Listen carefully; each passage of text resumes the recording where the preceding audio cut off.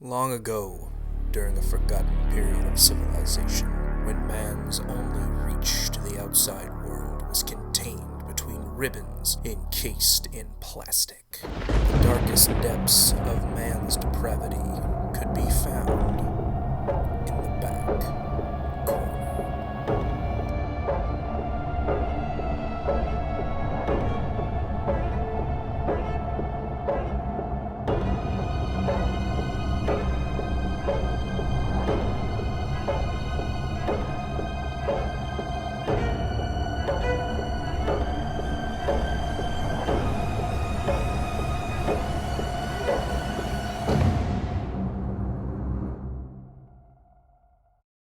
The following podcast features strong language and adult commentary. Our content is not suitable for younger listeners and may be disturbing to others. Tonight's episode is brought to you by Gilmore's Hot Chocolate. When you want it hot and you want it chocolate, grab Gilmore's. Hey creeps, Zach here. Just coming by to remind you to stay at home to help quell the spread of this nasty-ass virus so that we can all eventually get back to normal. That's right, Zach. By staying home and going out as little as possible, you're more likely to help slow down the total amount of casualties that could be suffered by the... Hold on. Who the fuck are you? I'm Zach. Well, you see, the thing about that...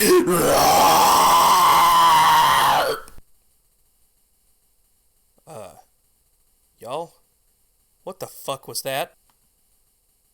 Just go. Oh, fucking hell. Welcome back to the back corner. We've been recording for a few minutes. I am your pound sign fearless leader, Zach. Sitting with me, as always. Yes, I did. And sitting with me, as always, locked away in the freezer of some psycho strung up on meat hooks, are the preserved remains of my half-eaten co-hosts. They are... And Brad, please God kill me if I'm a walrus. You're not supposed to be eating during a podcast, you fucker. Then people should be able to hear me, but that doesn't work either. You should also tell us when you record so we don't get like a 30-minute bonus episode of how fucking weird we actually are. We've been going for like 4 minutes. Now they know about the rat plant. I'm gonna cut all this shit out to begin with. They're just gonna, what the fuck are they talking about? Market trail. We'll archive that. We'll save it for Christmas. No, the next time we're behind, just take all the little snippet shit and just put like a bonus episode. Sorry we couldn't make an episode this month. Here's some shit that will just scar you for fucking life. Yes. That's what the Simpsons podcast I listen to does, called Four Finger Discount. Sometimes they'll just pull random shit that he cuts out of episodes and put them out as episodes. I'm like, I'm good with this, whatever. I realized I have a Coke now for a pinky. Oh, that's fantastic. So, we're going to need all of that to make it through this movie. So, what did we watch this time, you guys? Fuck you. The wonderful world of Tusk. I want you to let you know that while I was actually watching this, during the funny part, she laughed hysterically. You were horrified. I was fucked up. He was really actually There were a lot of times where I was just sitting there like, my face was stuck like this. Oh yeah, this movie's fucking insane. Like, you were getting up, ready to just like fucking bend over and die, and I'm like trying to scroll through the credits to see if there's an ending scene. I'm like, Brad, look, there's an ending thing like Marvel. I will say that the Tuskverse. The Tuskverse. Holy shit. It's just that one guy going from different fucking stupid fucking psychopaths. Then he goes down the whole fucking chain of evolution. Hi, I'm Ted Bundy. No way, I'm not Ted. I like to turn people into Labradors. Shouldn't have ate that third Taco Bell. So, we watched Tusk, written and directed by my fucking hero, Kevin Smith. I don't feel like I need to tell people what this man is responsible for. If you don't know who Kevin Smith is, you can suck my ass. How close? My whole ass. There's not much there. There's not, but... So it should be easy. How close is Kevin Smith and Quentin Tarantino? They are really good friends. They are great friends. There's a lot of people in this movie who are in, like, just mostly Quentin Tarantino movies. Yeah, Am I saying his name right? That sounds Quentin Tarantino, yeah, that's okay. it. That's actually how Kevin got Michael Parks in for some of his movies, was through Quentin Tarantino, because he's been in a lot of his movies too. And actually, Red State, the first person to watch Red State when it was done, another one of Kevin's movies that I just fucking love. I've talked about before. We might need to revisit. The first person to watch it was Quentin Tarantino, and that's cute. he fucking loved it. And he has a quote. I can't remember exactly what the quote is, but he has a quote on the poster of the movie, which you can buy at Kevin Smith's comic book store, The Secret Stash, in New Jersey. And he signs fucking everything that's in the store, so it's not too terribly hard to get a hold of an autograph from Kevin Smith. You just walk up, hey, I'm just here to buy an issue of Spooderman. Yeah, give me something. Just slap J or Silent Bob on that. Like, so, this film, this movie I love so very much. This movie debuted in September of 2014 to a very, very, very limited theatrical run. I think they only had like 300 theaters across the country that were showing this movie. I mean, it does seem like a straight to Netflix or sci-fi kind of movie. Well, I mean, they hyped it up to be like that. It's like, I don't know, Human Centipede levels of it was crazy. And then like I don't even know if like because I expected it to be like as horrifying as Human Centipede, but like it was funny as fuck. Human Centipede is ass. Was it? I've never seen it. I don't like I would be fine except for the shit part. It's overrated. I don't deal in turds and feces. It's overrated. Date rape drug. Fucking dude shitting into people. I'm sorry. Like, what the fuck is this movie? Who's the audience? They actually last podcast on the left interviewed the director. Oh, he's a piece of shit. And I will say that right now. Tom Six is a piece of shit. Fuck you, Tom Six. You make shitty movies. Maybe it wasn't. I don't remember because they were talking about making the poop out of like brownies and stuff. They made a sequel. They made 3 of those fucking movies. Shit. And they're fucking crazy because the sequel has Alexis Texas and a bad guy who eats clits. Oh, it's fucking nuts. So like tears them out and eats them, or just like he has a bag full of dried clits. There's a baby that gets killed in that movie in the most ridiculous fashion I've ever seen. I was gonna say something horrible, but I don't like to throw that on my podcast. I'm retarded, but whatever. Oh, now it's dumb as shit. This woman is pregnant for the whole movie. We're not talking about Tusk at the moment. We're talking about Human Centipede 2. There's a woman that's pregnant in this fucking movie, right? And she escapes or something. I watched this movie once, and it's fucking terrible. She escapes. She gets in this car, and when she gets in the car, she squelches out the fucking baby, right? It falls as it. Good descriptor. You know how many times I've seen that on subtitles? Squelching. I'm like, I'm not the only person that says that. I'm great. It's fantastic. You're just sitting there and just like, huh. So she dupes out this baby, right? And it falls into the floorboard, and because it's all slippery and gooey, it slides up under the fucking pedals, and she fucking plasters the gas into the floor, and fucking this fucking baby, dude, just obliterates the fucking kid. And I'm like, at no point in my life did I ever need to see this happen on film. Why is this a movie? Why did it happen? And why? Because Tom Six a piece of shit. And he thought it was a good idea. What about the amniotic sac? Like, didn't she like take it out and fucking nunchuck it around or anything? Like, I don't know. I watched this movie once. I don't remember anything. Also, after giving birth, I mean, was she scared mindless? Dude, I don't fucking know. I don't know. It was so bad. And then I watched the third one. The third one, at least, is entertaining because it's self-aware. It's like, yeah, we're fucking stupid, right? We make shitty movies. We're just gonna have fun. So the first movie exists as a movie, right? And then the second movie, the first movie exists as a movie in the second film. The main protagonist is obsessed with the first movie, wants to create his own centipede. And then in the third movie, the main bad guy in the first movie and the main bad guy in the second movie are characters who work in a prison in the third film. And the Human Centipede 1 and 2 are films that exist in the world of the third movie. So that's kind of cool. I'm okay with that. They're trying to figure out how to like make their prison more profitable or some shit. They're gonna get shut down or something fucking stupid. I mean, that's how prisons work. So for some reason, this dude thinks it's a great idea to turn every single prisoner on death row into a centipede monster. Because that's gonna get you more money? I don't fucking know. It's creative, sure. So this movie features some of the most fucked up shit I've ever seen. They waterboard a guy with boiling water. Oh no. And then they cut off his nuts, and the warden has them. Show it? Yeah. Oh, the cool. warden has them deep fried, and then he fucking eats them at his desk, That's just awesome. casually munching on testicles in the middle of the fucking day. What are they called? Well, something oysters. Rocky Mountain oysters. Gross. And then, yeah. And then for like the most extreme dudes on death row. They turn them into what they call the human caterpillar. So it's the same process as the centipede. They just cut their arms and legs off. So they're just sewn into each other, just like, just like around on the ground and shit. And I'm like, what the fuck is this movie? It's fucking horrendous, and I hate it. I laugh at the human caterpillar, but at the same time, I would hate this movie. It's fucking horrible. Can they, like, attach little suction cups to the nubbin so we could actually be like... Baby, you are a fucking nightmare fuel. Please stop. I mean, the way the dude came up, Tom Six came up with the idea for the first movie at least. And then, you know, once you have an audience for something this fucking stupid, you can just go wherever the fuck you want from there. He and his buddy were talking about ways that they felt like child predators should be punished. And they thought one of the ways they came up with was that they should have their mouth sewn onto the ass of a trucker. Because, like... Did the trucker deserve it, though? I mean, what did the trucker do to deserve that, right? Yeah. But what cruel but like, what fate.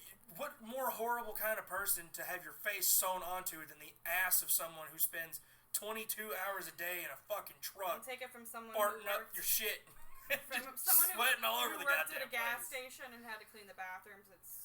Dude, when I worked security, I worked, my main post was at a Hormel meat distribution center, and we had to deal with truckers all the fucking time, and I'm like, these are the grossest sons of bitches on the fucking planet. I hate this job so fucking much. But they make so much money. So, back to a good movie. Tusk was released in September of 2014. Okay, good. To a At very that point, now we've revealed all our personalities in the last 3 movies. Now you know who the fuck we are. Is that good movie? Oh, yeah, Tusk is a great movie. I All love right. this movie. I'm not gonna shit on this movie. So, it is a good movie. I love this Oh, you movie. were horrified. Let me tell you something, dude. Oh, this movie's fucking. If you don't laugh at this movie, if you're just sucked into what's happening in front of you, it is fucking terrifying. well, like I took it. The situations in this movie are fucking scary. Yeah, though, like while I was watching this, like she was like laughing her ass off, but like I was like engrossed with everything that was happening, and I was just like, this is so fucked up on so many levels. And him just crying without a tongue, like, ah! Oh, it's horrible. Oh, I hate it so much. Yeah. So, this movie was inspired by an episode of Kevin's podcast called Smodcast. Smodcast was named for it's Kevin Smith and his producer buddy Scott Mosier. They took their names as Smith and Mosier's Smodcast. It's not that hard to figure out. It's Smodcast. I have a small. I have a cat. Yeah, exactly. Fuck you. So it's just the two of them just bullshitting around talking about stuff. Most of the time they spend the episodes talking about shit in Canada because Mosier is from Canada. Kevin is obsessed with Canada. So they spend a lot of time talking about crazy shit that goes on in Canada. Like Wolverine. Exactly. Some of my favorite episodes, they read this Twitter feed called Scan BC, which is the police scanner Twitter account for British Columbia. And I had to go and follow it because they post some of the craziest shit, like man arrested fighting beaver in Tim Hortons parking lot. And it's like, are you fucking serious? I love Canada, dude. I would kill somebody to go to Canada. I'm so in love my with gosh. it. You walk out of Tim Hortons, you're like, what are you about, mate? And If we ever like get popular enough to go on tour like all the other fucking podcasts I listen to. No, I'm not going on tour as a podcaster because I don't want to We're end up as a definitely not fucking going to Canada. walrus.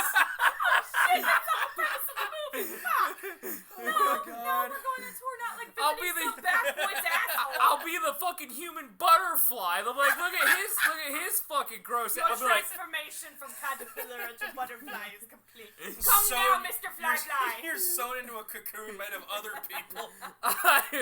Oh my god. he's gonna listen to this now, and then it's the next. That's my next movie right there. So Get Johnny Depp on the line. we gotta have Nicolas Cage in this one too. He's gotta be in there somewhere. He can be the caterpillar. Hey!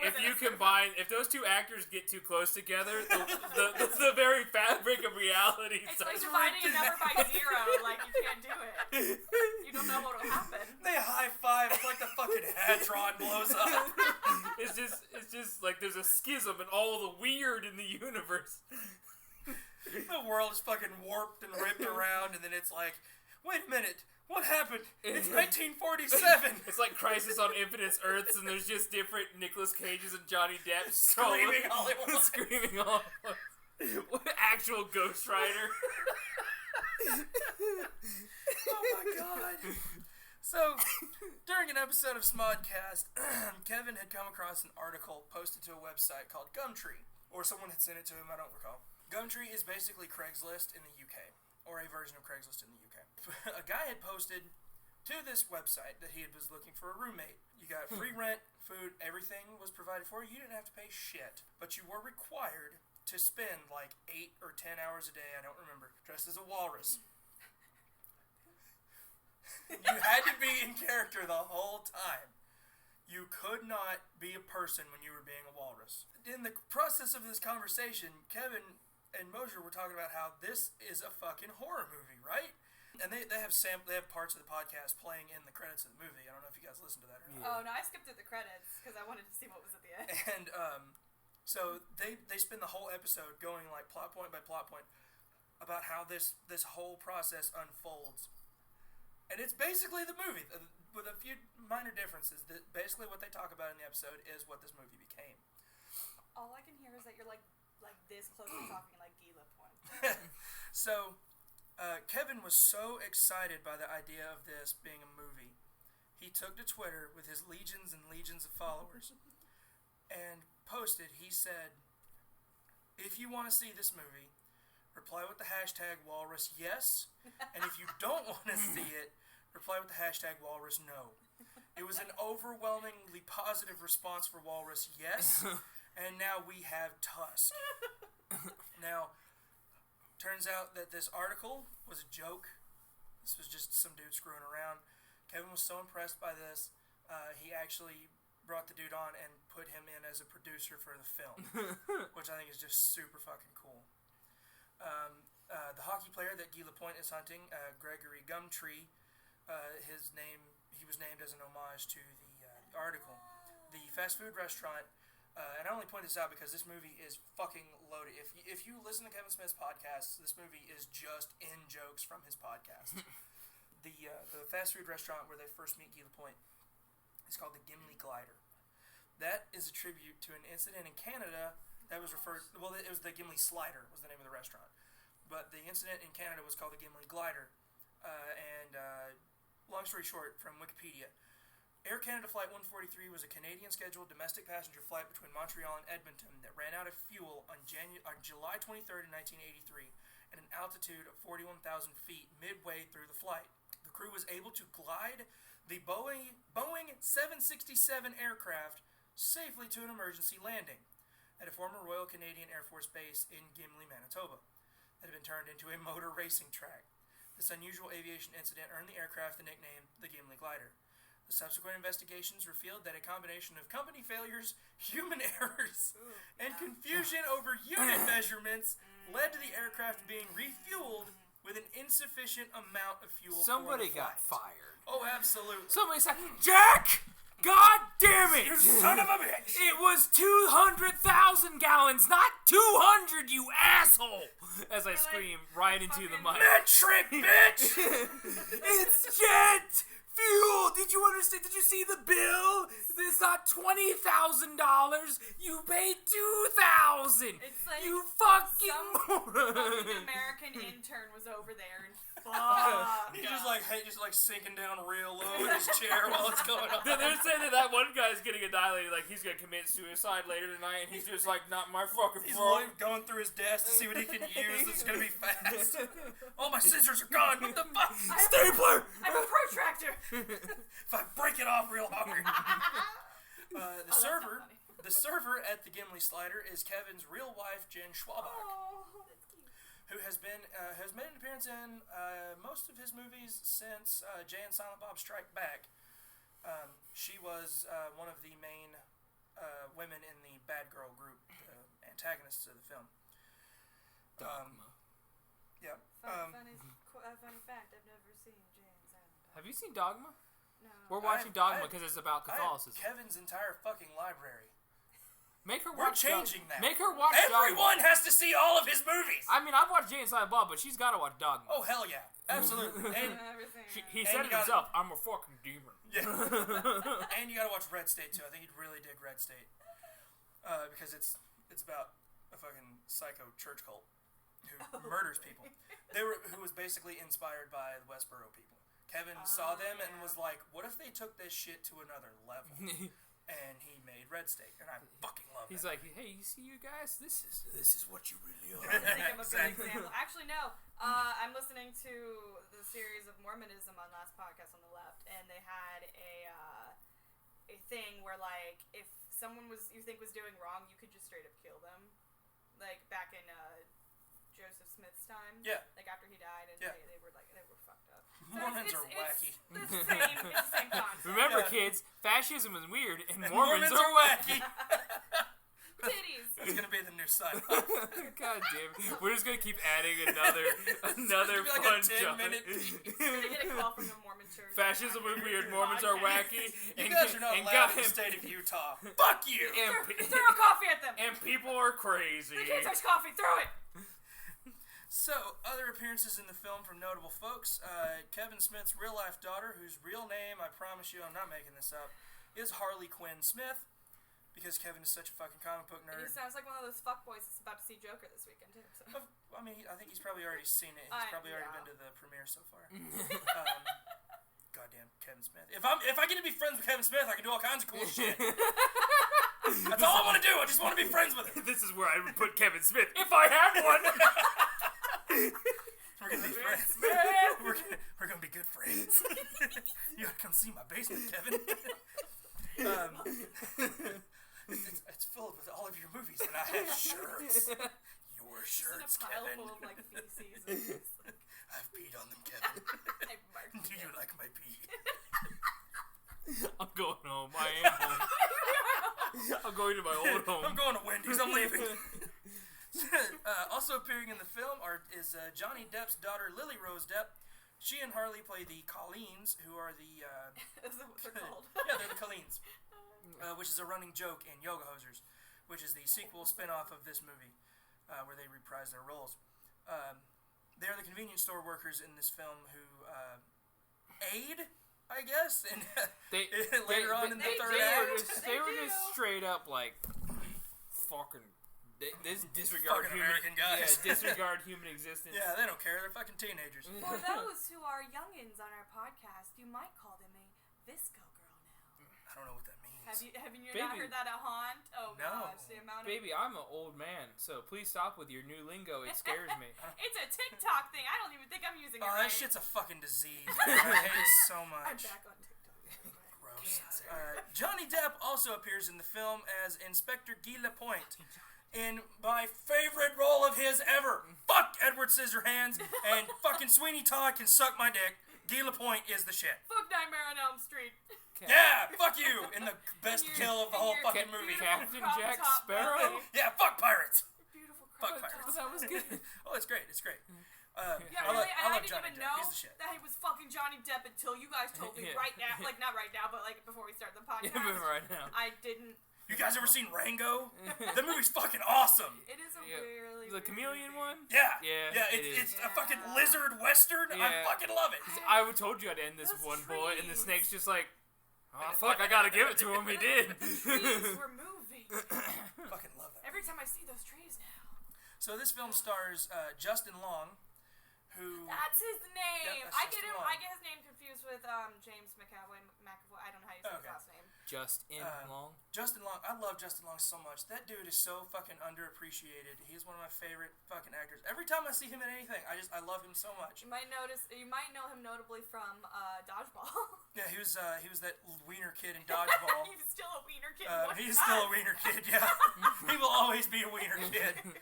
He's Kevin Murphy in F is for Family, Netflix's original animated series that I fucking love. He's in Yoga Hosers. He plays. He's the girls. The Colleens do yoga in Yoga Hosers. What a crazy idea. He is their instructor. His name is Yogi Bayer. Yeah, I'm gonna go pretty kill great. myself. It's funny. He's the whole movie. He's like bitching about this legal battle that he's in with Warner Brothers because like he doesn't know what the fuck Yogi Bear is because he's Canadian. I love it so much. He's bitching about how they can't sue me. This is my name. Is the actor actually Canadian? He might. Justin Long, I don't know actually. I don't have any idea. I've not ever thought about it. He could be. Jay feel like Baruchel everyone is. has to be in this movie. He was also in Sam Raimi's Drag Me to Hell, which is another one of my favorite movies. Justin Long was born in Connecticut. Yeah, well, how about that? Connecticut. And Justin Long was also in Zack and Miri Make a Porno, another one of Kevin Smith's films, which is fucking magnificent. I love it so very much. He plays the greatest fucking character you will ever see in the entire world. He is a gay porn star named Brandon St. Randy, and he is just the best. I love him so much in that movie. Which brings me to one of my favorite points about this movie. I'm about to go off on a real fucking crazy tangent, okay? Gosh, here we go. So, TUSK is the final plan in Batman's war against Superman. Okay? Let me explain. I don't remember how I came to this conclusion. So, because all I watch are fucking comic book movies, all I ever do is piece actors together from other movies. Mm-hmm. So, I'll joke like, oh, fucking, what was I talking about? I said John Wick was, starred Constantine and the Green Goblin.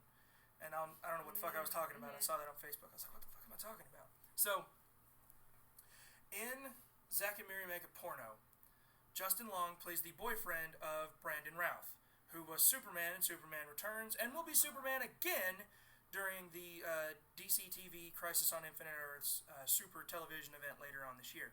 Okay? So he's Superman's boyfriend in this movie. In Ben Affleck's movie, excellent fucking movie, Argo, when they're putting together everything they need for the fake movie, he hires comic book legend Jack Kirby to make the storyboards. Jack Kirby was part of that. So they he puts together the storyboards. In that movie, Jack Kirby is played by Michael Parks, who is Howard Howe in this movie, the main villain of the film. Oh my god. So Batman, Ben Affleck, hires Michael Parks to turn Superman's boyfriend into a walrus, thus destroying his life. Sure, we can go with that. I love telling people this story because they're like, how the fuck did you put that together? What are you talking about? And I'm like, I was just hanging around one day and I was like, okay, that's Zach's that picture from Always Sunny in Philadelphia. Pepe Sylvia shit, yeah. Yeah, that's me all the time. He's just like, TUSK. There's pictures of Batman and shit all over it. Always Sunny, you can use that in any life situation. Oh yeah, it's perfect for everything. It's the greatest fucking show ever created. I love it so very much. We should start talking about that instead. I do love it. So the season premiere was this past week. No, you forced me to watch this movie. We're talking about it because she's got a funny view on it, and I've got the real shit. The real shit. The film also features Genesis Rodriguez, who I don't know her from most of the stuff that she was in, other than this and Yoga Hosers. The one other thing I know her best from is Big Hero 6. She is the voice of Honey Lemon. Oh my god! In the film and the TV show. That. Most of the cast returned for the TV show that they did on Disney Channel, except for what's his fucking name? The main dude? No, he Tadashi? was no, dipshit that was in Deadpool. Oh no, I got you. You're talking about the hippie dude. Yeah, that went crazy and like got arrested for like bomb threats and shit. Shit. I keep didn't know forgetting that's his why. fucking name. But you're talking about the hippie dude and the rich. He's actually rich. Yeah, the rich kid. I He didn't remember come. that, He but I didn't didn't know come why. back for the TV show. I did not know that. Oh, that's great. So when I saw this film, to the surprise of no one, I saw it alone. On like 2 o'clock on the premiere day of the film. So I got to react to this movie however the fuck I wanted, and I would have done so had no one else been in the theater. So you saw it in theaters. I did. I saw it when it was in shit. theaters. So when we first get to see the walrus, the titular walrus, I almost shit my pants because Kevin is very open and very vocal on his social media when he's working on projects. He loves showing off everything he's doing unless he has to have something secret. And he had showed nobody nothing of what the walrus was going to look like. Not a fucking thing. Not like a teaser, nothing. Not like a blurry image, no, fucking nothing. So when you see it for the first time, that's the first time anyone had ever seen it ever. And I almost shit myself in the theater. audibly screamed, "What the fuck?" I love that. In the secret stash now is a mount of the Tusk's head, like hanging up on the wall in the store. Oh, on a plaque. That's like some nice yeah. that's some nice decor. Like it's a right fucking there. deer head, yeah. So the special effects in this movie were done by Robert Kurtzman, who is a good friend of Greg Nicotero, who is mostly known right now for having been a showrunner on The Walking Dead for most of the run of the show. For probably about 8 years, I think, of the show he was in charge of. Greg Nicotero is a special effects artist who studied under Tom Savini. I don't have to talk about Tom Savini. If you listening to us, you should know who fucking Tom Savini is. Get off this fucking show and go look who Tom Savini is. You son of a bitch! You're just really good at skin stuff. Tom Savini is a fucking magician. That's a good way to put it. Skin stuff. Yep. Mm-hmm. Like, is it dead? Is it alive? Is it stitched together? Gotcha! One of my favorite things that he ever did in the original Dawn of the Dead, when the elevator doors open in one part of the movie, somebody shoots a zombie and they hit him in the arm and his arm blows out. Well, they didn't have any fucking squibs or nothing to work on for the movie because it was like a $2 movie. So Tom Savini was in, and I tried to get to do this when we were trying to make a modernized Macbeth in high school, and it was a fucking shit show, and they wouldn't let me do this. He had filled a condom with fake blood and cut a slit in it. That's actually, I was going to think of, like, because Jungle Gyms, you can actually get beef blood, so if we ever make anything, I totally want to fill a balloon with beef blood. Oh, hell yeah, we'll totally do yes. that. He taped the condom shut and had fishing line led down into it. So when the shot went off, he jerked the string open and the condom exploded. Oh, that's really neat. And I told them that, and they were like, "No, we can't do that." And I'm like, "Why?" It's because you said condom. Yeah, because I said condom. Fuck the South. Yeah, if you would have said Fuck you, school. If you would have said balloon. Yeah. Or if you would have said contraceptive device, because the South doesn't know what that is. We don't know what that is. The only difference, if we do it, I'm using a BB gun. I mean, okay. And it's going to be you. I'm going to be shot in the nuts. And then my other favorite thing Tom Savini did, he had a cameo in Zack Snyder's remake of Dawn of the Dead in 2004. He is like a vigilante dude talking to the news when they're fighting some zombies. And he's like, "Put another fucking round in that woman over there. She's a twitcher." And she's like flailing around on the ground. She's laying on the ground twitching. So Robert Kurtzman, Greg Nicotero had commitments with The Walking Dead. He wasn't able to work on this film, so he passed the job over to his good friend Robert Kurtzman, who has a massive list of films he has worked on. He worked on Dream Warriors. He worked on The First Predator, Evil Dead 2, Phantasm 2, Halloween 5, Elm Street 5, Dances with Wolves, Bride of the Reanimator, Tremors, Misery, Tales from the Dark Side, Texas Chainsaw 3, The People Under the Stairs, Army of Darkness, Jason Goes to Hell, Wes Craven's New Nightmare, John Carpenter's In the Mouth of Madness, Scream, From Dusk Till Dawn, Night Flyer, Boogie Nights, Spawn, Wishmaster, Little Nicky, 13 Ghosts, John Carpenter's Ghosts of Mars, Rat Race, the comedy movie Rat Race. What the fuck was he doing on that movie? So For a second there, I thought he was about to, like, rap and be like, "Don't you know I'm superhuman? Spy Kids! Don't you know that I'm a rap motherfucker. god?" The man that made the Walrus worked on Spy Kids. Well, that's not too I far. mean, Those no, fucking that hand, makes sense. those fucking hand things are Yeah, goddamn a the lot shit of of that was nightmare. horrifying. Damn you, Robert Rodriguez. Austin Powers Goldmember, Bubba Hotep, the original Cabin Fever, the 2003 Hulk movie, Bad Boys 2, Tremors 4, Eli Roth's Hostel. So which money does this man have?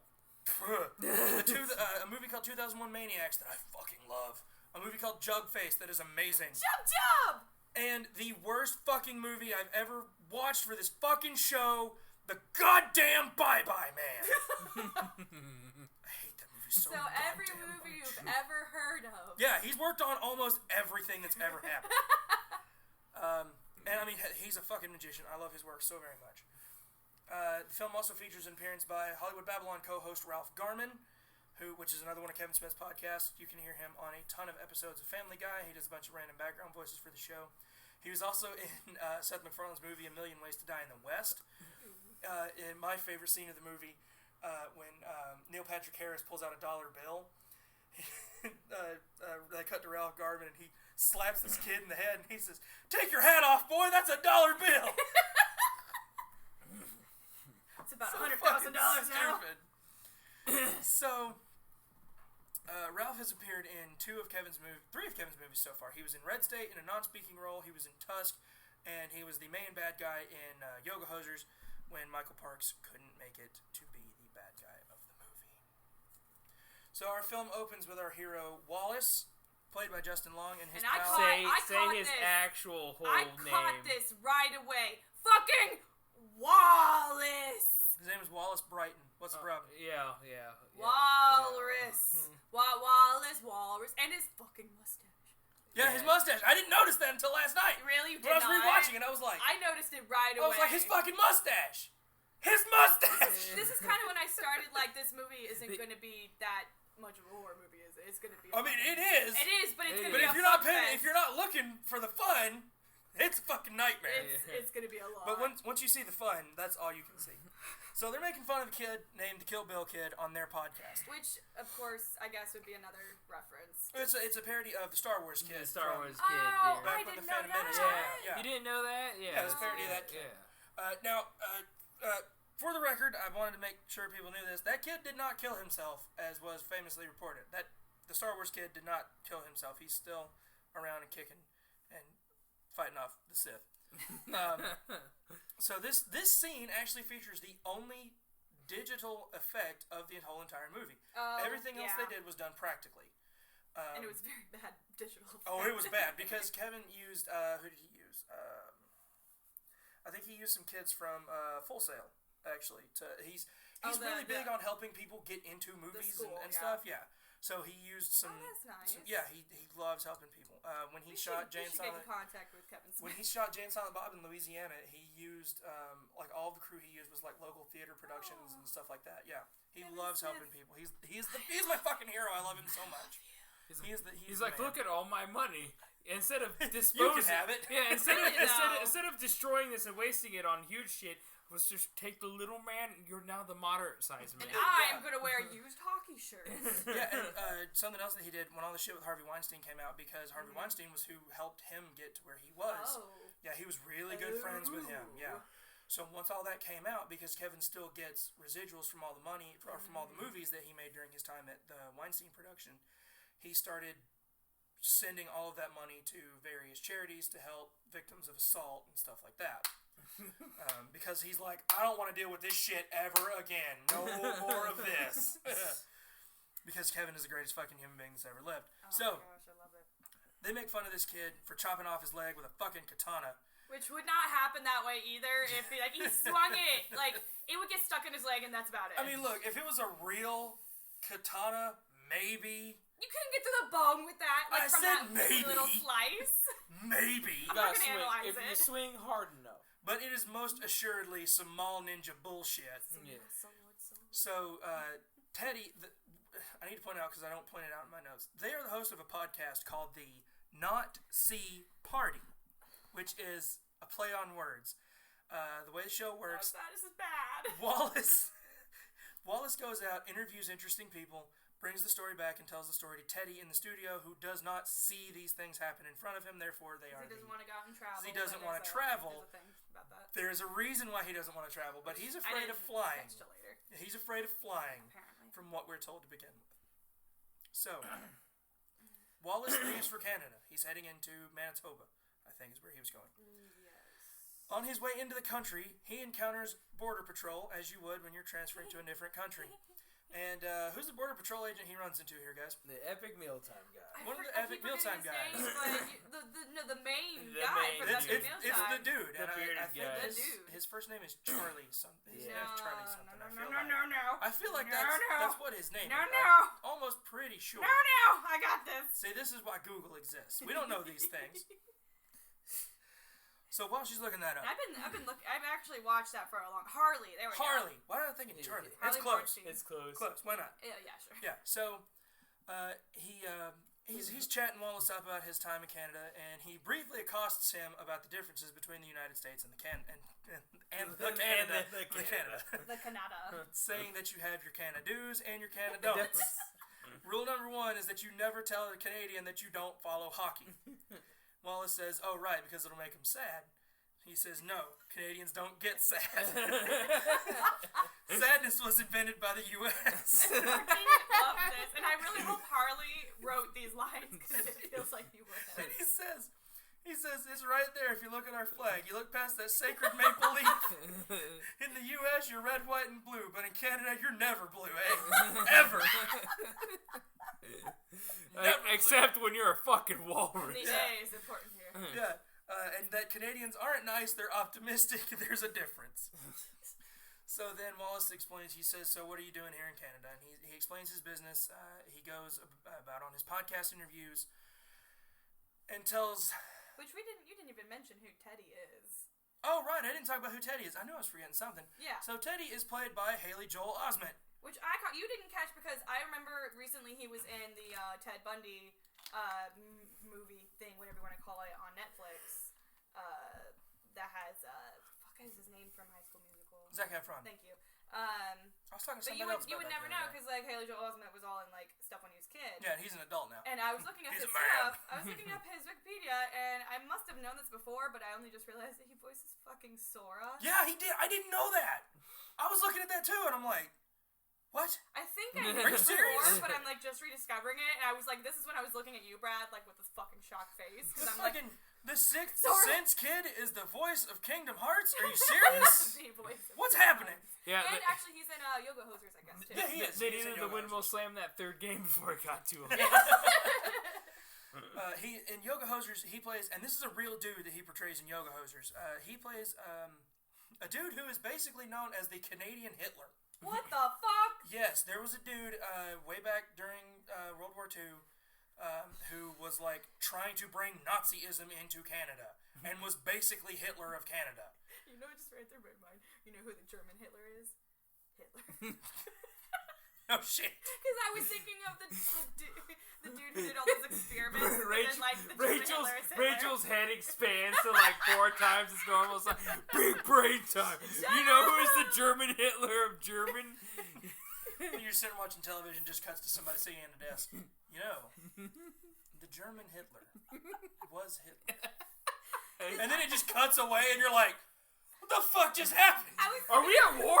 I was thinking of the guy who did Did all anyone the... else see that? Just get on Twitter. What happened? The German Hitler. The guy who did all the experiments in Germany. I was trying to think of him, but then I was thinking, Luke Toffin? what? Who the fuck is Talking that? about Goebel? Oh, No, it's Luke Toffin. Who the fuck is that? I'm waiting for Zach to help me. I'm doing I don't remember. Call of Duty he did all Nazis. these horrible I was doing Call of Duty experiments Nazi yeah. zombies jokes, on but Jews and stuff, and like all for no reason, like injecting them with stuff and freezing Herman them. Gehrig? No, but the name is close. We'll get there. I'll figure it Yeah, out. we'll It's figure not it that out. important, but he's German. I'll be in and the then middle I of was thinking, explaining something, and then you're just gonna yell it out, like, "What the hell?" And then I was thinking the German Hitler is Hitler. I mean, yeah. Not important. So speaking of Hitler, Wallace mentions the name of the podcast is the Nazi Party. This confuses and upsets the Border Patrol guard, and he says, "No, it's." Like, he spells it out for him, not Nazi with a Z, not the he does the fucking thing. He puts his fingers into his lips. He says, "Not the Haiti Hitler one," and then Hurley tells him for the sake of the argument that stupid name of this That's fucking podcast dumb. causes so many problems for these fucking idiots. That's my favorite part about It's not like that, but you fucking picked the name. You pick the name, so like anytime you say it, just like because it's like casual for you. Because that's like if we had the name the Nazi Party, and we were sitting here, which by the way, just from me saying that, we're now on a government blacklist. Yeah, that's great. That's happening. That's happening. Internet dark web. Mangala! Mangala, yes. I got it! But we're gonna be like if we had that, and like eventually like it would become Norman to you, so you're just like, this is the Nazi Party, and then you just sit there like, I'm part of the Nazi Party, and then Yeah, what? yeah, excuse me, no, not that one. Like, Yeah, that's and that- the worst part of the whole movie. There's so many parts of the movie where, like, they could have gotten to him in time, or they could have gotten to him sooner, but they fucked themselves with this dumbass name. Literally, they got hung Oh up by no! the police. There are several moments in this movie where I was like, "You do know that as you speak right now, your friend is discombobulated and fucked He up. is Where's walrus. there's like zero sense of urgency. There's urgency at the start, Don't and care. then later they're just sitting there like, he was kind of an asshole. Yeah, he did suck, right? Man, he was what we call a fuck boy. Maybe he deserves to be. He might. So, the Border Patrol guard says one of my favorite... I love every part of this fucking movie. One of my favorite lines in this movie, he tells him to end this scene, You don't say Hitler in an airport.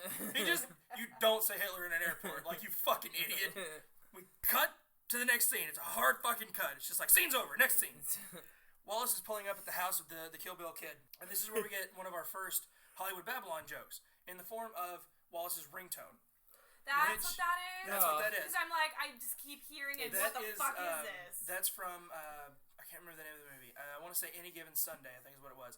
It's an Al Pacino movie where he yells, more margaritas. Yeah. And Ralph Garman, who does Your cat is a bunch of impressions on Hollywood Babylon, was making fun of that segment. Somebody remixed it as a song, and they used that song as the intro song for their segment called Hollywood Helper, where they talk about somebody in... Well, Hollywood Babylon is just talking about what's going on in the entertainment industry in the week and pop culture and geek stuff.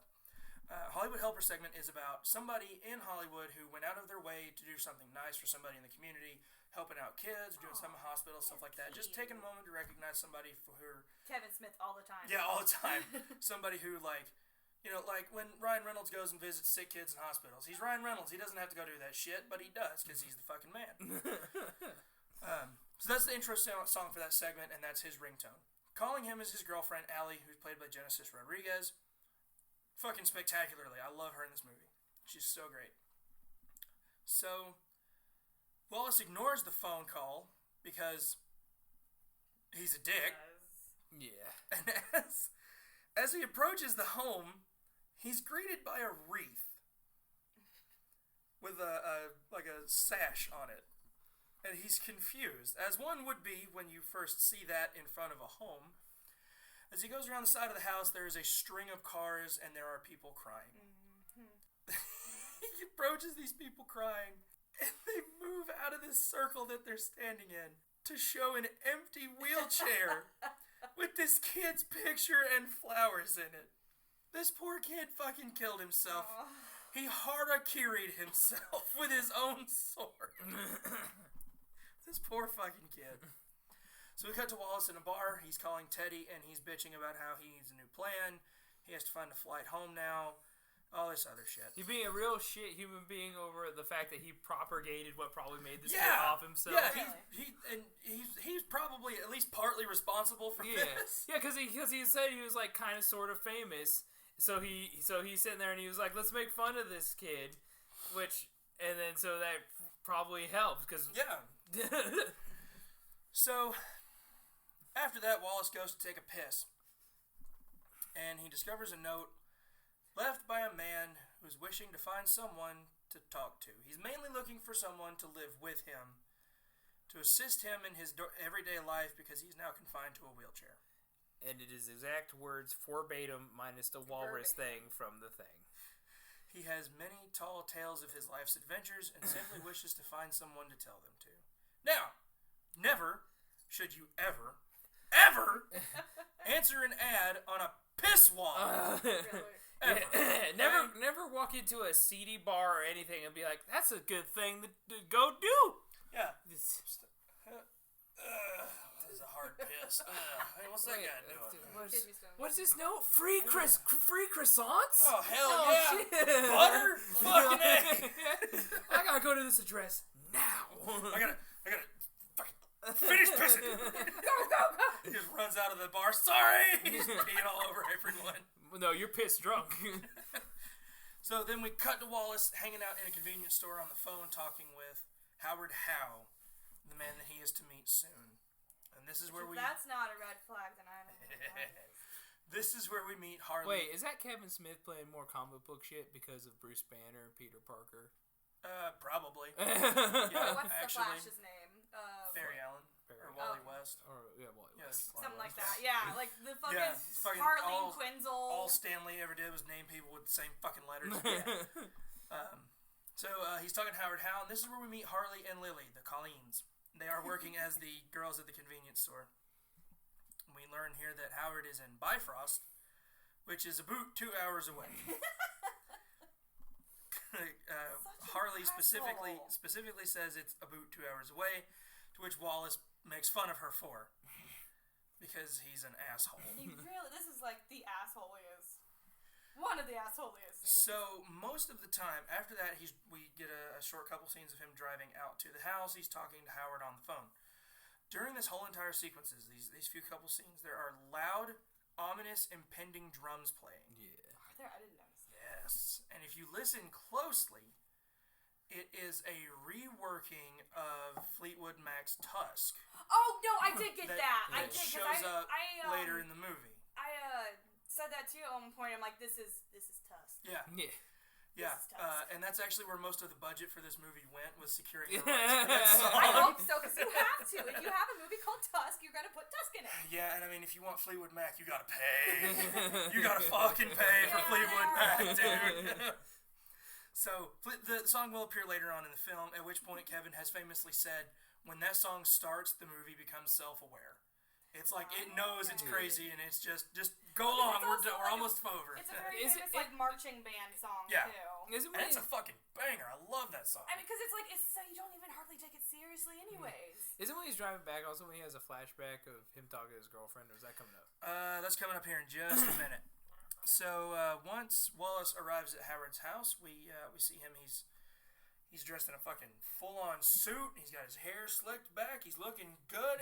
Good old Michael Parks looking fucking sexy. Hanging out in his wheelchair. And I wanted to point out here, Michael Parks completely fucking devours every scene he's in this movie. Yeah, he does. He does not chew the scenery. He fucking engulfs it like Galactus. He just fucking... Is he in anything, like, noteworthy? Oh, hell yeah. I meant to talk about that earlier, actually. He was in Red State and Django Unchained, Kill Bill. That's when I remember. Grindhouse double Who was he in features. Kill Bill? Because I know it's can't been a while. remember. In Django, I'm gonna say he's the guy who taught Django how to shoot. Right? He's the I other don't remember. guy. He's early in the movie.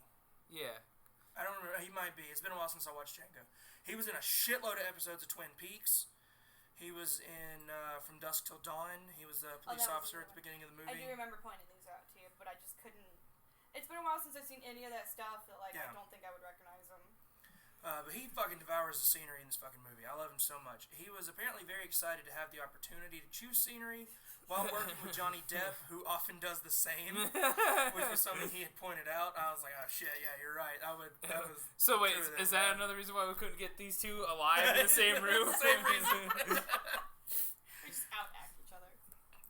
I have every fucking scene he's in. I'm just smiling like an idiot. I'm just like, it's so great. He's so Yeah. fucking crazy. I will He say, takes it so seriously. I will say that, like, his acting and the way he speaks and talks, his he's like the monologues, man. characters Oh my are like God. the character was so believable, and then like later on you're like, this guy is an actual fucking psychopath. Yeah. Michael Parks is legitimately insane. Have He you is- read his Wikipedia? It just says Kevin Smith is producing a documentary on his life. I might have heard about that. And it's also going to have Haley Joel Osment and Justin Long in it. I do remember. And Robert Rodriguez. I think it was during this movie. He's still Michael Parks is unfortunately no longer with us. Yeah, he died a couple years ago. Yeah. There was part of the time he was in this movie. He had apparently wasn't like in the best place, like mentally. He wasn't really up to like working very much anymore. But having worked with Justin Long in this movie really helped reinvigorate him. Kevin talked about that on an episode of Babylon after Michael had died. Ow! This is where I was freaking out because from Dusk Till Dawn he plays a character called Earl McGraw. In Kill Bill Volume 1 he plays a character called Earl McGraw. In Grindhouse he plays a character called Earl McGraw. He's the same dude in But, both movies. but when you get to Django, he's not called Earl McGraw, Was he in Django? Where is Django? What year was that? which I thought would be a good the name. Quint Dickey mining co-employee. Oh. He doesn't have a name. That was probably the guy. That was sort of like, I was looking up all these characters and shit, I'm just like, Brad, what the fuck is this movie? Earl McGraw! So Wallace takes a piss break, and during the scene, this is another piss, like, the weirdest, like, specifically going to go take a piss. Yeah. So this is another one of Kevin's in-jokes from Smodcast when Justin is trying or Wallace, when he's trying to pee. He's this really fucking weird doll looking at him. And he turns it around. It's like a doll that, like, It's looks, like crocheted. has a dress that looks like a cake kind of. Yeah, it's weird. And it's crocheted, and it's just for some reason there, and he turns it. They had nothing to do with anything. Well, that was, like I said, that's another one of Kevin's Oh, in jokes. okay, I must When he have, was younger, there was a doll in his bathroom as a Oh. child that really freaked him out, and he would do the same thing. Oh, so I he couldn't see him. understand that. I did the same thing with my Raggedy Ann doll, except I hid her under It's my weird, bed. man. So he takes a piss, and now it's tea time. So You can taste the roofies already. Really though, you could. he's going fucking nuts over this tea, this whole scene. And Howard tells him that the secret is soaking the leaves in brandy first. Which, okay, all right. Yeah, actually, I would try that. Let's do that. I'm good with that. So watching these two play off of each other is so much fucking fun because And the amount of convincing that Wallace does sounds like what's his face in The Happening, like that scene where he's like, "No." Mark Wahlberg. It feels like that. Like, oh yeah, that's it makes it. Yeah, just keep talking. I'm not paying attention. He's just like, oh man, you gotta be fucking kidding me. This is amazing. So he's being an asshole this whole entire time. He's just being really loud and crass. And Howard, despite the couple times that he's sort of crass, he makes a little bit of some like risque jokes, but he does it in this like really kind of like dignified, gentlemanly elegant, way. yeah. Also, like, kind of gay. Yeah, a little bit. Yeah, because he was like very like the character before he becomes batshit crazy. He's like very elegant and like putting it together before his whole scheme falls apart. He's like, I can't keep bullshit. Fuck this. I'm fucking crazy. Yeah, he's just like, I can't I'm gonna make you a walrus. yeah, exactly. Like, there's literally one moment where he's just like, I think I can drop being elegant now. I'm a fucking, you are my walrus, bitch. Yeah, Like, you will see the scene. Yeah. So this is where I realized the mustache. This is where I noticed it. I have the fucking mustache.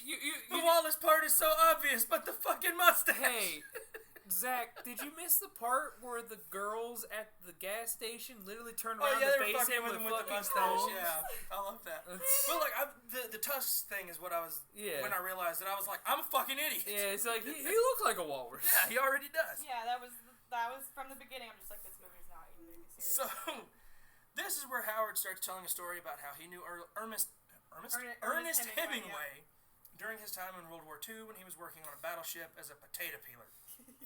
This is the greatest string Which of also felt bullshit very ever gay. created by man.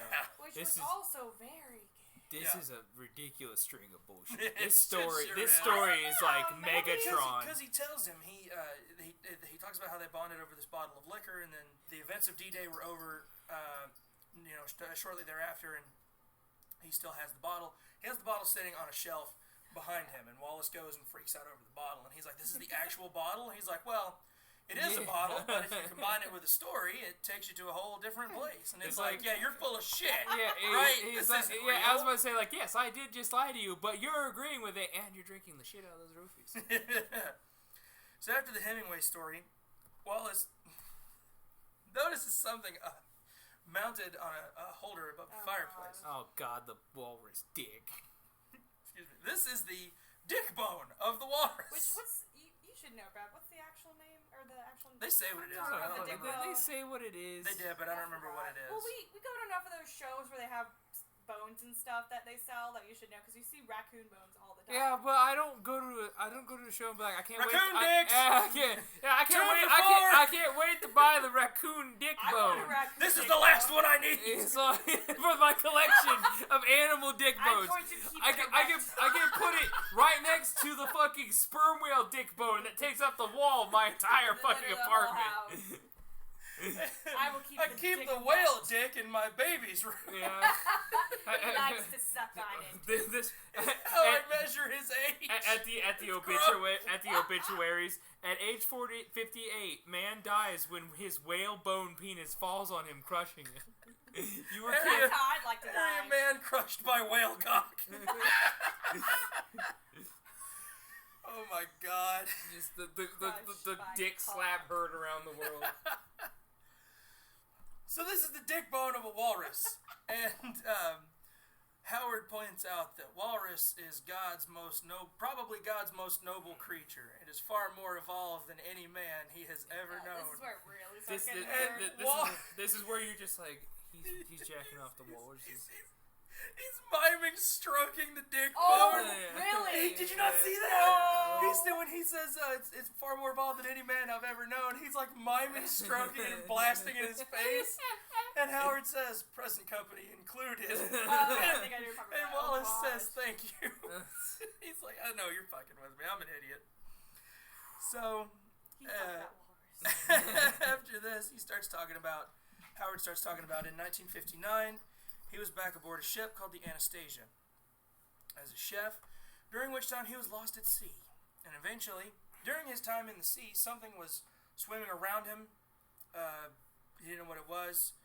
And I guess that was supposed to be the walrus? Is what he was implying? The actual thing was that like he was saying another story about how he's on that boat and they were hunting a shark. Yeah, it was hunting a big ass shark. And then the boat the boat he was pretty this was the Jaws ripoff. Yeah. So he starts ripping off Jaws and then when the boat goes down he starts saying how the shark was eating all the crew and then when the thing swimming around him he thought the shark had come for him but it was really the walrus saving his ass. Yeah, it was So a it's walrus. kind of like a weird Moby Dick Jaws moment that kind of proves that it was a fucking bullshit story. And it helps lead him towards salvation. Can't jack it off. The walrus, he says the walrus took him in and kept him warm and safe. In time, he came to call his savior Mr. Tusk, named after a former teacher he had as a child named Or I Mr. thought it was a Tuskegee. janitor. I think it was a janitor. It was someone he knew. I heard janitor. It was someone he knew in his youth named Mr. Tuskegee, who he really admired, and named him Mr. Tusk. While all this is going on, we're getting cuts between like a flashback and Wallace like reacting to the story, and he's getting more and more fucked up This as must the have night been a goes. hallucination or something, or just. Well, I mean, it was just just a visual device for us, for the viewer. I know, but the whole walrus thing just had to be a hallucination. It doesn't work like that. I don't know how walruses work. So, Wallace Yeah, walrus, really. tries to stand up and I've never seen a person fall down like this. He falls down in the weirdest fucking way. He falls down like a video game character from like 2002 where he falls down but he doesn't go anywhere. Yeah. Like the character's like central standing spot is in one place, but the animation plays out over the whole area, and he just falls down really weird. You gotta watch it. It's fucking crazy. It's on Netflix. Go watch this movie. I love it. At which point Howard looks down to him and says, "There, it'll be all right. It'll be all right, Mr. Tusk." And it's like, oh no! And then you're like, oh hell no! So we fade to black. And we cut to Wallace getting a good old-fashioned blower from Allie. Yeah. Which I thought I swore it was going to be Howard Howe. So she doesn't want him to go to Canada because she doesn't want him to go make fun of this kid. She hates his mustache. I hate his mustache. And here we get to see how much of a dick Wallace is. The whole time he's being such an asshole to Allie. He's not listening. Like, he's listening, but he doesn't care. Well, the blood's in his dick, and he's not thinking No, straight. so what you get from what this guy, because she looked at it like that way, and I looked at it like the real way. So like He tried to go like the right way and was a likable person when the podcast first started. But when he realized that wasn't working and wasn't getting anywhere, then he went all Howard Stern on it, Yeah, and that's cliche and that's what fucking made him take off, because he says to it, he's like, "You're not the same anymore." Yeah, she's just like, we don't miss the same. Like, the same guy's still there. It's just that I had to grow up to make money so I wouldn't be like. And she's still blowing and fucking him like nothing happened. Like, she blows him and she she's didn't like, "I blow hate him you." after that. She didn't finish blowing him. No, they like fucked after that, didn't they? Mm-hmm. Yeah, they did something. Which, by the way, the titty tally doesn't count for this movie because there's no titties. No, there's in this no. movie. There's There's not. no There's Yeah, there's no. There's no titties in this movie. There's. I would have left his ass low. I was gonna say there aren't any titties in any of Kevin's movies, and that's wrong. Okay. That's wrong because in Zack and Mary Make a Porno, there are a couple of adult film actresses who appear in the film, and they do get nude, and so does Jay. We see Jay's dick in that movie. Oh my god! I never in my entire life thought I would ever see Jason Mears' penis. And then how was it? And then it's all right. And then fucking Zack and Mary make a porno happen, and I saw Jason Mewes' dick. But I also learned about the Dutch rudder, so it's okay. What is that? The Dutch rudder is great. It's where okay, so All see, right, how did he explain it? So I grab my dick and you work my arm. That's how it was. I grab my dick, you work my arm. That's how it goes. And he says you can do the double Dutch rudder where I grab my dick, you work my arm, you grab your dick, I work your arm. So it's like we're jerking off together. But we're not lazy. but it's not gay. It's not gay. We're not touching dicks. Each other's dicks anyway. I'm touching my dick. That's how he puts it. Yeah. I fucking love it. Fucking lazies. It's fucking great. I love it so much. I love him. Jay is the fucking best. So now the more you know. Yeah. Today you learned. Can we have like a shooting with the walrus screaming going across the screen with the more you know? This is not a visual medium. Can that be our thumbnail? Bradley, now. Shitty Photoshop. I don't have Photoshop. You can And put my GIMP doesn't work anymore. No, this goes on YouTube. You can do it. Fucking fix it. We'll do it. This is the only time we put any like editing for that, like video editing. Yeah. Because let me tell you something. In my iMovie, I have everything set up. I just replaced the audio in it for the episode. I keep all the intro shit and all the transitions, the fade in, the fade out. I just replace the audio. That's all I do different.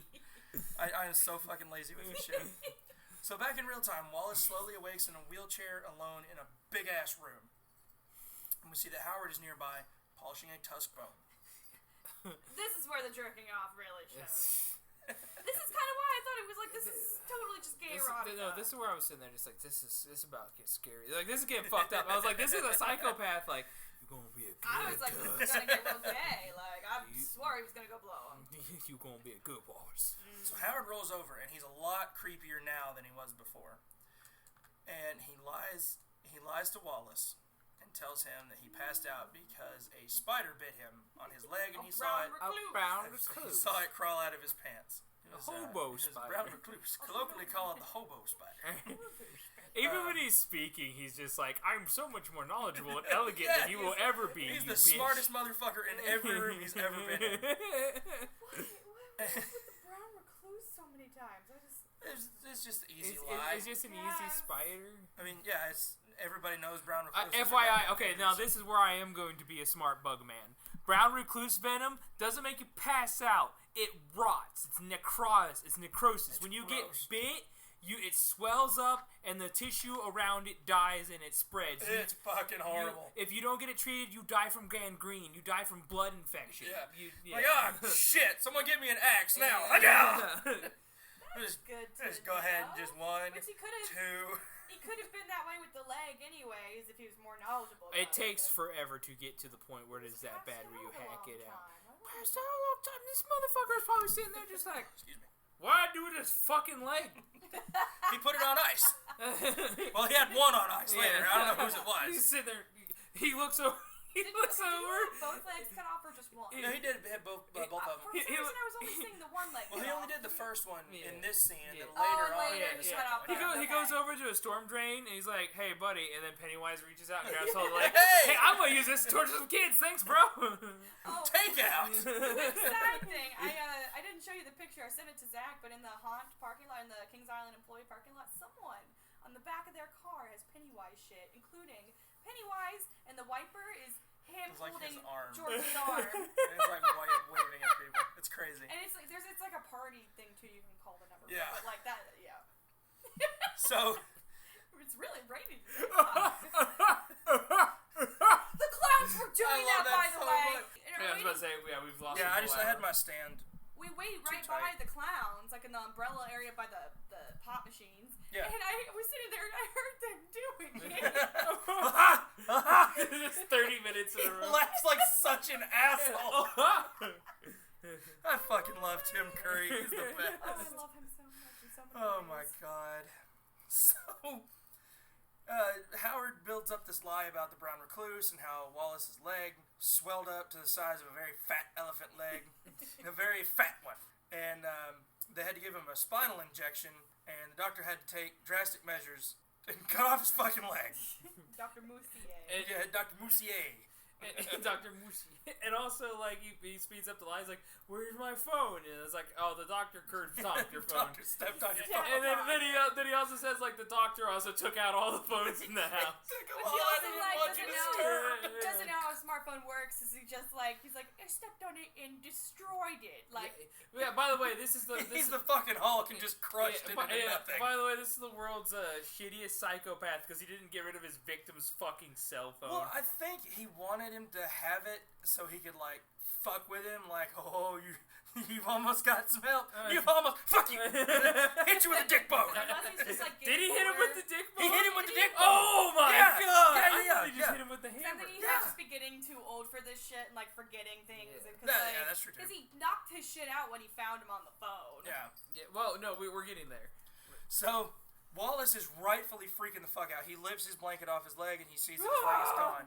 He is rightfully freaking the fuck out, as one would when you wake up with no leg. He's got the right reaction for this. Kind of like how Rose McGowan does in Planet Terror. She's like, I've got no leg! It's okay. It's gonna be replaced with a fucking minigun Her later. boyfriend in the movie, when she says that, he's like, would you stop crying over fucking spilt milk? And I'm like, dude! Baby, have you seen that movie? Planet Planet Terror is Terror is fucking awesome. awesome. I love that movie. You get to see his zombie dick balls fall off because this one soldier guy's such a fucking moron that he's just like, I'm gonna fucking molest this hot ass Spanish girl. By the way, there's this deadly zombie gas turning us all. Fuck that! A pussy's more important. Let me take my fucking gas mask off. Her vagina fell out in my mouth. And then you see his weird ass dick become a tentacle monster dick and his nuts fall off. Oh no! You see his nut sack. You see a white testicle fall off because he untips his pants. He's like, I'm gonna get me some. While he's turning into a fucking undead creature. It's like a ping pong ball. Yeah, no, you see like this little goose egg just slime out of nastiness. I need to And- rewatch that movie. Yeah, I haven't watched it his in a dick's while. becoming a tentacle monster. That movie also gave birth to one of my favorite movies, Hobo with a Shotgun. Oh yeah. Because it was like one of the fake trailers that they made for the theatrical double feature. And then it was like, all right, we got to make this movie. Was it Rob like- Zombie shot one for that too, called Werewolf Women of the SS. And then he wrote a song with that name, and he was going to make a movie for it, and he still hasn't. God damn it. We are telling all of We the are Nazis. Damn you, Rob Zombie. It's the Nazi party, and we like war. Damn Rob Zombie. Shut up with your fucking Helsing. Get out of here. Steve. So, during the Wallace freakout, Howard is trying to keep up his ruse, and he can't. He's trying so very hard not to laugh at him Really? while he's Like- freaking Yeah, out. he's sitting there just like he keeps trying to feed him the bullshit. Giggling Yeah. as he's Yeah, talking. yeah. He's Yeah. turning away and he's like. He's like laughing. The he's doctor, he took out all the phones. Yeah, he's like, Fucking idiot. It's like, you're still believing this horse shit. Then he says like, let me out of here, you crazy old man. And then he's just like, He tries to get up. Like the next step of him laughing would be a Japanese schoolgirl covering her mouth. Yeah, almost, yeah. So, it's dinner time now. We cut to dinner time. Wallace isn't eating. He says he can't move his arms. He wakes up again, and he's got the fucking the big gulp cup. Yeah, Yeah. the whole I didn't mention that. The whole movie he has his big gulp that he had from the convenience store. He likes Yeah. like novelty giant Yeah, gas that station comes back things. into play later. It's Yeah. not just a thing. Yeah. It comes back in later. Yeah, it's really pay weird. close attention to his ham.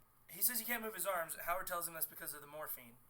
I don't think morphine makes you not move your arms, does it? It makes you feel good. I don't think that's how that works. Again, he's still sitting there laughing like, I've drugged you up.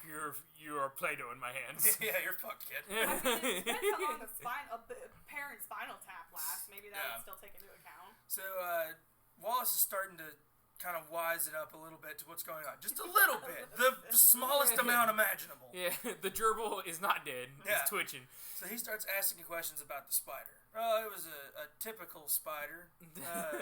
What did he say? Legions of legs, Yeah. et cetera, et Legions cetera. of legs, evil And he eyes. says, you might even call it itsy bitsy.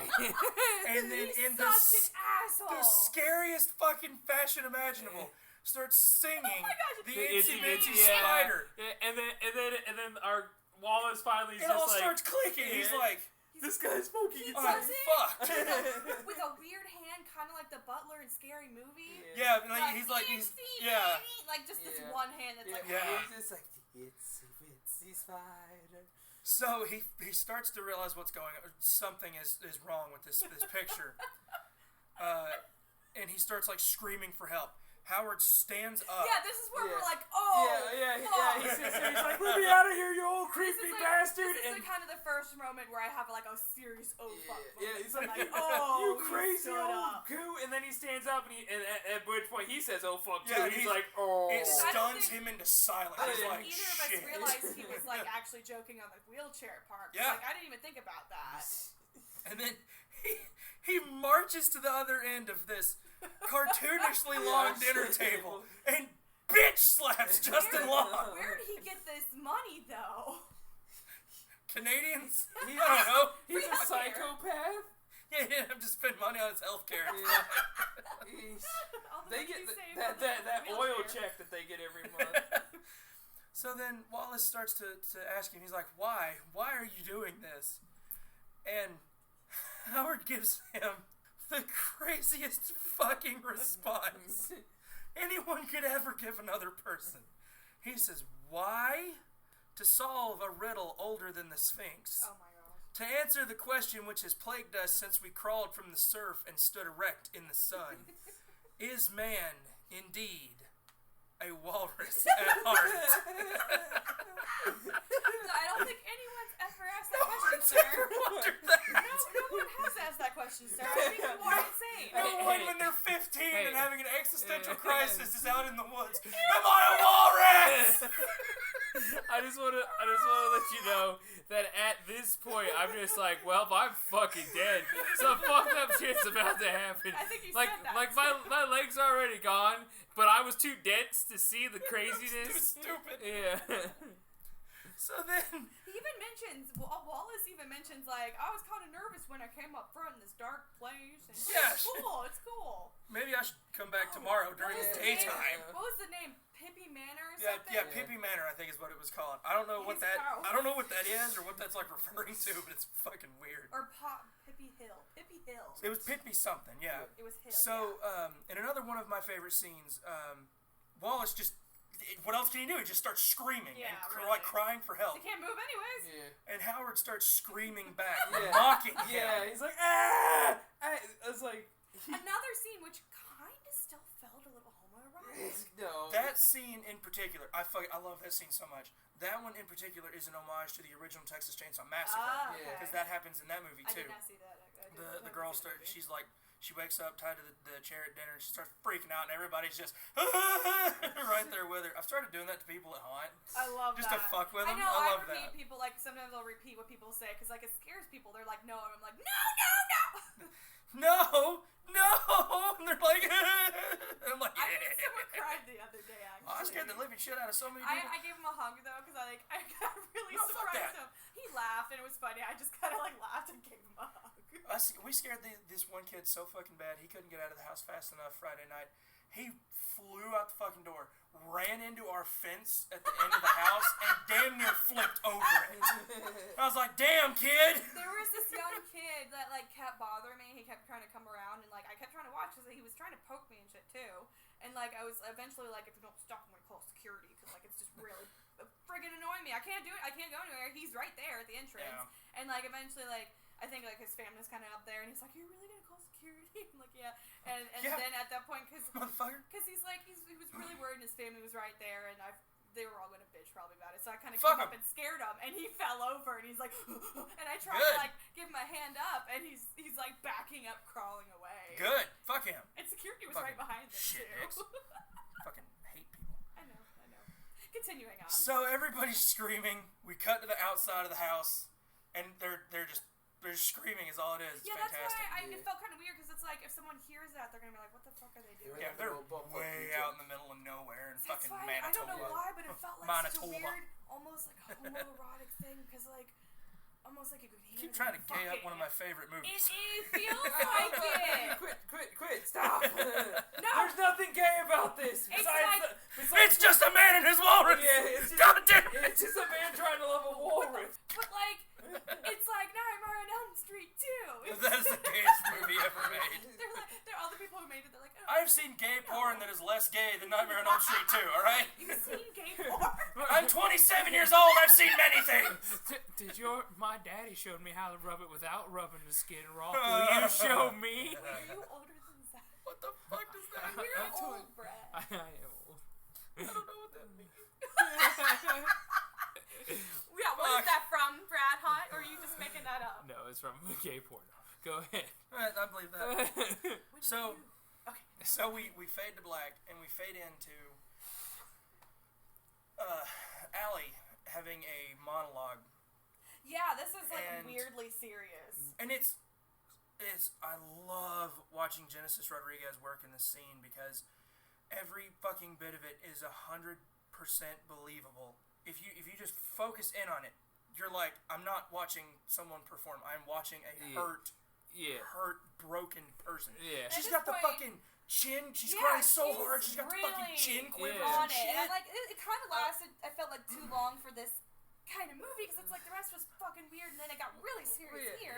But at this point, we knew kind of what was going on with that. No, you didn't know. I No, didn't know you didn't. we They ca- never talked in. Like, well, he No, said we- he never said that he was cheating. So, because Not at this point yet. yeah, because so she's sitting there and she's doing this. She's crying her ass off. Because she's talking about him cheating. And Yeah, stuff, she's and that talking- We shouldn't be doing this Shit. and like. Yeah, Yeah, so and then she's, the hand. yeah, she's seemingly talking directly to us, the viewer. Like she's talking to us specifically. Is how this is framed. Fucking her. And I mean, kind of. And Yeah.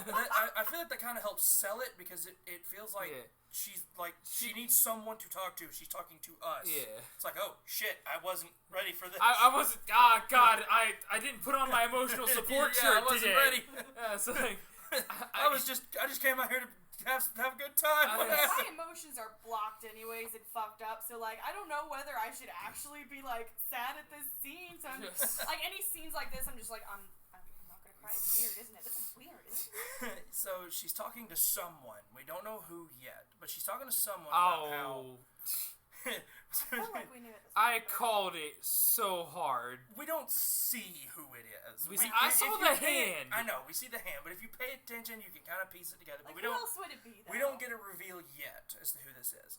So she's talking to someone about how much she hates Wallace for his cheating, and she hates herself more for letting him do it to her, and it makes her want to die. And it's so fucking It's like- emotional. it's and real. raw. It's real It's as fuck. beautiful and fucking depressing. Yeah. And then a hand reaches up out of frame and like wipes some tears off her cheek. And she talks about how she doesn't know how to live without this person and about how they're bringing her humanity back when they're together, but we don't get to see who it is yet.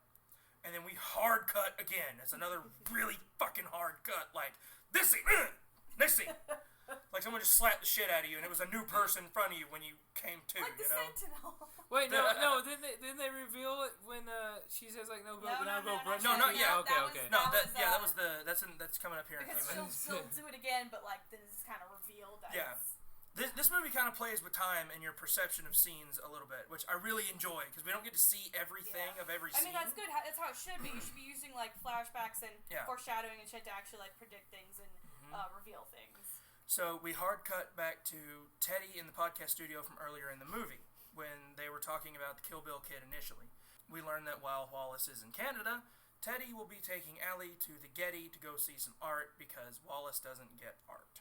Because Wallace doesn't want to fucking go. He doesn't want to go. Well, And here, they talk about like because Teddy's afraid of. Well, it wasn't this scene, but like Teddy's afraid of flying. he's apparently, afraid all of this travel. shit. This is where you put it together real fast that like every time Wallace goes out, that Teddy always is with his Teddy and girlfriend. Allie go do something together. Yeah. They go do a lot together. Yeah, they go to a lot. Which this is not the first time this has happened with Haley No. Joel Yeah. Osment's character because it happens in the Ted Bundy thing too. Sorry, that was No, it's not good. with Ted Bundy's. I don't think did they get married? I don't remember who his lover, whatever. He was with for a long time. There's pictures of them together. Okay, and yeah. After he goes to like jail, and this is one of her coworkers, and it's played by Haley Joel Osment, and he comes in for her and takes over for Ted Bundy, like saves her, pulls her. It's the same. What the fuck is wrong with you, Haley Joel Osment? He's cute. He's First, you worked with Bruce Willis. He worked with Bruce Willis. Kevin Smith has also worked with Bruce Willis. Oh, What really? about I that? didn't know about- Yeah, working with him. Kevin Smith directed a movie called Cop Out, which starred Bruce Okay. Willis. I was gonna say because And then, Die Hard, Justin Long was in that too. The Live yeah, Free Die Hard. Kevin was in that one too. He had a cameo in that movie as well. Oh, it was a long time since Yeah, I've seen that yeah, too, so I wouldn't have known that yeah. then. So then the guys talk for a little bit. They're playing foosball. Wallace talks up his wanting to cheat while he's out on the road because they have a lot of hot fans, and he tells Teddy, They're he just says, fangirls. I know I sound like a piece of shit right now. I can see you judging me. So he knows he's an asshole. Yeah. Oh no, even the dude's just like, dude, you shouldn't do that to her, and you shouldn't talk to her like she's a piece of shit, because he even says like the girls he's cheating with are like pasty, like Yeah, they're not like good looking. Yeah, I'm yeah. like, yeah, he's just like, hello, you never left the I mean, he basement. talked with shit. What's her name, anyways? What's the character, the girl's name? Did we go over that? No, What girl? Who are you talking about? His girlfriend. his girlfriend, Allie. Oh, okay, there we go. I Yeah. keep forgetting about that. When they were talking with Allie, like, he knows he's an asshole, used to be nice, and he has to be an asshole, apparently. Like, Yeah. he knows. I gotta be a dick, man. No, you don't, though. You don't. Like, you can be an asshole and not cheat on people. It's not that hard. Yeah. I'm an asshole all the time. I don't cheat on my wife. What's going on? Everybody I know thinks I'm a fucking psycho. Ask the people that I work with. They think I'm nuts. He's because fucking I love... insane. I've warned people before they They meet think you. nobody listens to my judgment on movies at theater because I loved Midsommar so much. They're like, dude, you like weird shit. I ain't gonna listen to you. And I'm like, all right, fine, don't listen to me. Fuck you. Melissa keeps talking about Midsommar. That movie's so by the way. fucking great. I keep love it trying to tell her so don't spoil it much. because I haven't seen it, and like she'd still Punch her in the damn face. I know, she's still I'll trying punch to, her in the like, damn say face. something. I will punch when I'm not. That's not. I'm No. cutting that out. I did that at the theater the other day too. I was like, I gotta go punch her in the face now. And I was like, no, wait. I'm talking about a friend of mine. I'm not saying that I punch my friend. I don't punch my friends. I don't punch women. What's happening? It's a joke. Like, we're cool. We're friends. Don't worry about it. But I do punch dolphins. So we cut back to the present day, and Wallace is woken up by his cell phone. The born margaritas. Ringing very loudly. He tries to make it in time before it stops ringing. We cut to Allie, dressed as she was during her monologue previously in her bathroom. Wallace doesn't make it in time. She gets pissed off, plugs in her phone, and leaves it in the bathroom to charge. Because I guess she doesn't have any plug-ins in her bedroom. I don't thought know. that was really weird. You're plugging it in the bathroom where there's water as well. Yeah, people are dumb. We learn here that she mentions that he's been missing for like 3 days. He tries calling her back, but her phone is on vibrate. And look, you'd think if somebody that you care about has been missing, you haven't heard from them in 3 days, you'd think that they would have their phone turned up, right? Mm-hmm. Y'all know how many people keep their phones on fucking vibrate or silence all the goddamn time? All the time! Looking at you, fucking Brad. Mine's When I try to always- text you and you have it plugged in or it's on vibrate and you don't look at it. Sarah keeps her phone on silent all the time because she sleeps during the day, and like sometimes I'm having an emergency, and I'm like, Sarah, what the fuck is going on? I need still some help. keep my phone on like sound just in case, and it annoys me because I get spam calls in the morning. Yeah. So Wallace leaves a voicemail, and it ends with one of my favorite lines in any movie I've ever heard in my entire life. He tells her, "I don't want to die in Canada."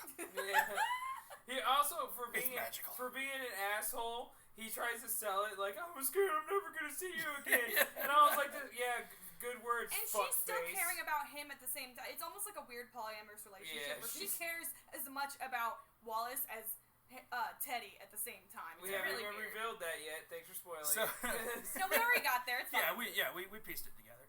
So it's here that we see he tries calling Teddy. I don't know why He's the got fuck. the same ring I don't know why the fuck he would have tried to call his friends Yeah. instead of trying to call for real help. Call the 911. goddamn cops, man. I actually, yeah. Well, Your girlfriend doesn't answer the phone. Call the fucking police. Yeah. Like, For the love of fuck, This guy's they will answer. okay. Maybe this guy is like really dense and he's just a fucking idiot. That is also probably because true. I would have been like I would have called 911 right off Well, the bat. it's Canada though. Well, I don't know because They have nowadays. 911. They have 911. It's universal. Even then, it would I know. be I'm saying universal. nowadays. I think sometimes if you call 911 in another country, it'll still redirect to their police. But I don't know about them. Yeah, I would regardless. think so. Re- I would hope so. Regardless, No. when you call that He's from number, Los Angeles. You try to call Yeah. 911 in He's not Manitoba, thinking the he's LAPD Yeah, pick up yeah. the phone. I'm He's not- missing his fucking leg. I don't know. Oh, I know, but like also, so like if you call that number first, and also if you say that you were like an American citizen, there would be so much shit. Holy shit, it's Yeah, an I guess- American. Hey, everybody, listen up. I guess guess you would want to call the embassy, probably. Yeah, he's got some real shit. Apparently somebody's trying to turn him into a walrus, eh? Whoa, how about that? What a fuck, eh? Total bummer. What an asshole. Someone ought to do something. Oh shit, that's what I gotta do. Oh shit, Marty. Oh Lord. Where's the moose mobile? Oh, I'm full of poutine, boy. I can't go. Now I'm turning into an Irishman. It gives me the shits. Shouldn't have had Gives that him the second shits. slide. So, while he tries calling Teddy, we cut back and we hear Allie talking again when she says that she doesn't know how to live without whoever it was she was talking to. So we're seeing her monologue from the bathroom a little bit at the same time in this scene, and she's talking to Teddy. He goes and starts brushing his teeth. He sees that Wallace is trying to call him, and he doesn't fucking answer the phone. FYI, I wouldn't either. I wouldn't either. Because I'm about to smash his girlfriend. Really? That's literally what's going through his mind. She's like, go brush your teeth. I don't feel like crying all night. And I was like, so there's the asshole. Yeah, I was about to say, like, guess what, bro? You're fucked and she's fucked. Yeah. Yeah, like, Two different ways. you know, who could blame him? Because Wallace is a shitbag. But we Really? I as wouldn't answer it. viewers, we are supposed to care about Wallace and what happens to Yeah. him because he is the focal point of this movie. So we as viewers are supposed to be like, pick up the phone, you fucking idiot! The only reason By- I care by is the- because what he does to him is so horrible. Yeah. But that's the only. Yeah. By the way, she's in like the bedroom, and that's an obnoxious ringtone. How would you Did not he know shut that's off not the your sound or boyfriend's? something? No, it was Is that still what- going. It was like ooh wah, and it was like as soon as you heard that, it'd be like, are you getting a phone call from Jacqueline? But like, fuck that dude. Don't answer his phone call. You don't call your fucking girlfriend for 3 days and you're gonna call me? Fuck you. I wouldn't answer it either. I put, this is Wallace's one chance for help and it's ignored. I mean, really, it is like a reflection of like It is a she was trying to reflection. call him and he ignored it, and now like he's Yeah. trying to call for help and it's Yeah. getting ignored. It's his one chance for help and it's ignored, but rightfully so because he's a dick. And this is where, when Wallace initially goes to scrambling for his phone, we see the shot of the dick bone Yeah. up over the fireplace. And then again here, as he's trying to call Teddy for help, we see the shot again and the dick bone is missing. Oh, so okay, I didn't notice that really. I Yeah. was not paying attention to the. And then as Wallace is freaking out on his phone, we can see Howard like lurking out of focus in the background. And then as he's trying to get help, he comes up and just fucking brains Wallace with the Yeah. dick bone. Yeah, and then when Wallace passes out, he's like, "What was that? What the hell? The fuck happened to me? He's like, "What?" He was like, "What the fuck was it?" Homoerotic. He literally porn. said, "What the fuck was that?" And he tells him, he says, He got clobbered by his dick. in another one of my favorite lines of the movie, I can't, all of this is my favorite. He tells him, your life as you knew it is over, Mr. Brighton. If you wish to continue living, you will be a walrus or you will be nothing at all. I would choose And it's nothing like, at all. yeah, like, fuck you, man. Just fucking kill me. Yeah, I was like- End my life. He doesn't get a choice at that point because he just fucking passes out. Yeah, he's dead. He's done for. Oh, he's not dead. But Yeah. yeah, he will eventually. He's like Interview with the Vampire. I'll give you the choice that I never had. So the next day, Allie wakes up and checks her phone. So I don't know if you guys noticed, in her bedroom, up on the wall, is a big ass picture of a dog. Yeah. Did y'all notice that? Yeah. No. That is an enormous picture of Kevin Smith's real wiener dog, Shecky. I fucking love Yeah, I Shecky. saw that. Shecky is the shit. I saw that. But like, why do they have a weird ass fucking? That's Kevin's dog, Shecky. Yeah. Yep. So she wakes up and she goes into the bathroom to start doing her morning routine. She notices that she has a call on her phone and she checks her voicemail and it's Wallace freaking out. She goes to wake up Teddy and they try calling him back and she's starting to panic because dude's in trouble. And in her cut with this, we get scenes of Howard back in his home giving us another one of his magnificent monologues. And he's in the middle of sewing something. We just see him with like the needle and the thread, and he's just moving shit. That's like a weird screen in the background. He's talking. too. No, they keep going past different dichotomies of how he Yeah, turns and we people get- into walruses. Yeah, and we get like weird medical charts and Yeah. anatomy That's the right. posters. No, it's and not. It's not a word. It's what's the thing? Like a diorama or something. It's not Yeah, like diorama. diagram, kind of like diagram. Diagram. Yeah, Oh, it's yeah, you're diagrams. right, It's sorry. weird diagrams of how of he just takes. like anatomy and stuff. of how he takes the human Yeah. anatomy and turns it into a Was it like that? Because I always thought it was anatomy, and I'm like, that's cool. And Well, I yeah, ignored there's it. like some of them that are like half person, half Wow, walrus. I need to pay attention. Yeah. Fuck. And we get to see a bunch of like bloody saws and scissors and bone saws and shit. And then I can't go into the content of this monologue. It is so long, and you can't talk about part of it. You have to talk about all of it. But it is so long, it's so magnificent. At the end of it, we pull back, and Howard is sitting in a chair, and he has Wallace laid out on a table in front of him.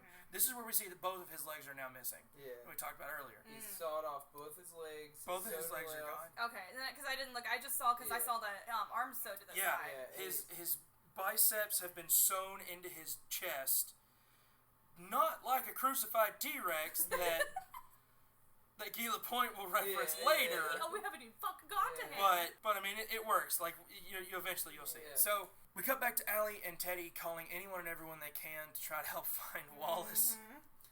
They ask, "Do you have any pictures of Wallace?" Allie mentions there are some recent ones on the podcast website, which she gives them by name. Yeah, she says. And then Teddy Teddy's says, like, "Spell the name." And she just says Nazi party, and they hang up on her. They hang up the fucking phone. Which, like, if Well, it's the cops, you shouldn't hang up still. To be fair, for the operator, they probably were like they strung me out on that one. I was actually believing. Yeah, her. Fuck you. Until she said Nazi party, and then just clicked. That's probably. So back in Canada, we hear some very pretty music, and then there are some sheets that are hung up on the walls with projectors playing footage of the ocean. And prepare for the nightmare. Gulls. Prepare for the like nightmare one fuel. little shitty TV playing. There's a beach ball floating on some water. This is what is referred to as the Walrus Enclave, is how Kevin refers to this thing. And this is where we get to hear sounds that no human being should ever be able to make. I don't know how Justin Long made these noises with his mouth, but fucking this dude deserves every award ever made just for that. And this is where we get to see the walrus suit for the very first time. Actually get to be in the walrus suit. Mm-hmm. Oh gosh. Yeah, it was like a big prosthetic suit that they Oh made. Yeah. god. I'd be like, man, this thing smells like shit. Yeah, I was thinking about that earlier. I was like, God damn, it would have been really hot in that thing. Yeah. Like, I have to wear a fucking jumpsuit and a leather fucking apron for my costume at Haunt, and we're in a fucking aluminum shed warehouse in the middle of the fucking sun in 95-degree weather. Like at night. I started telling people, I like your skin. I'm gonna make it part of my apron. And they're like, what the fuck? I told some lady that the other night, and she was like, ran away. By the way, that was pretty good when we were going through it, and of course I had to be in front of every fucking buddy. And I turned the corner and I see Zach's big imposing ass standing there in the middle of this fucking hallway. I knew when you were. No, it's like forever burned in my memory because I just turned the corner and it's like perfect horror movie bullshit. God, Just this giant Sasquatch man standing there with his fucking apron. And I sat there and I was like, I haven't seen Zach yet. And then Here I am, bitch. Yeah, I know. And I sat there and I was like, he's gonna say shit specifically to me, isn't he? And I was just like, this is awkward because I wasn't prepared to talk to you, Zach. And then you're like, you look like you belong here. And I was like, maybe soon, sometime. I wasn't prepared because I'm trying to get your wife through this without her dying.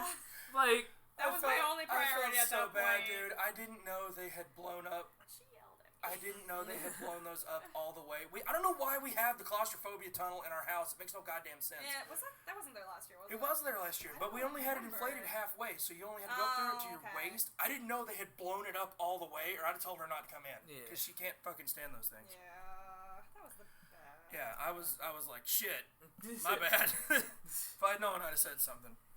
So, my first reaction to this, as I talked about earlier, I was sitting in the theater alone. Kevin didn't show anybody any teasers of this at all. This suit is made out of people. And has been like very crudely stitched together, and there's a face. There's a full face on the back of this fucking thing. There's a face. I saw the ear. There's a whole face, and I'm like, what the fuck?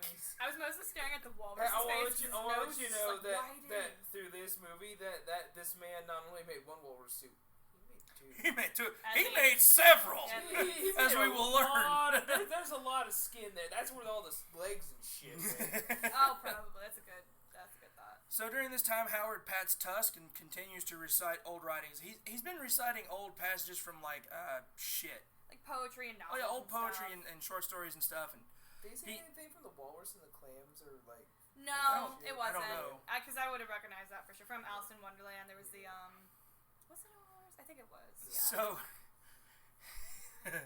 he tells. I refer to Wallace as Mr. Tusk for the whole rest of the movie. Because from here on out, he's Tusk. Yeah. Wallace is gone. He is Tusk from now on. So he yells at him. He's like, "Stop crying! I know how hard it is to be This is your favorite part. I know how hard it is to be the elephant in the deep blue sea." Oh God! He tells him, And then Wallace is sitting there going, "Ah, ah," and then he goes like, then you finally show that he's a fucking psychopath because he goes, "Walruses do not scream. No, they Walruses cry. never cry. Walruses never." What the fuck does that mean? This is like you like to look up scenes before you even watched it. And, like this is one that you. No, like I wanted to prepare myself. Walruses never So I cry. cheaty faced a little bit, Zach. I wanted to prepare myself for this movie because of the air around it. I was like, you know what? I'll desensitize myself to the horror shit. So I went on YouTube during one of my breaks and sat there and was like, worst scenes from Tusk, and then it started, and then it played like this scene, and like at first I was just like, you know what? I'm not as grossed out by the human suit. I'm still a little like. Oh, it's fucking weird, man. Like I saw the thing and I was like, what got me most is the one near the end where he's like, and he's doing the thing. Yeah. And I was Yeah, definitely not as bad as I thought it was gonna be. like that face is plastered in my memory for sure because he doesn't have lips. And, Yeah. Yeah. And he's all Wallace can do at this point is just it's fucking crazy. Howard leaves Tusk to chill out in the Enclave, and then God damn it. we get another fantastic monologue from him during cuts of Teddy and Allie looking for Wallace around Canada and stuff. And they make their way to a Canadian police station where they meet Detective Frank Garman, who is played by Babylon co-host Ralph Garman. Now, that's not just a dumb thing that he did. That's an in-joke from the podcast. Somebody emailed the show once and called Ralph Frank. So it's a running joke now. Kevin will be like, "Okay, Frank," and just piss Ralph off. So he's Frank Garman in this movie, who it doesn't entirely believe their story at first. He's like, "This sounds."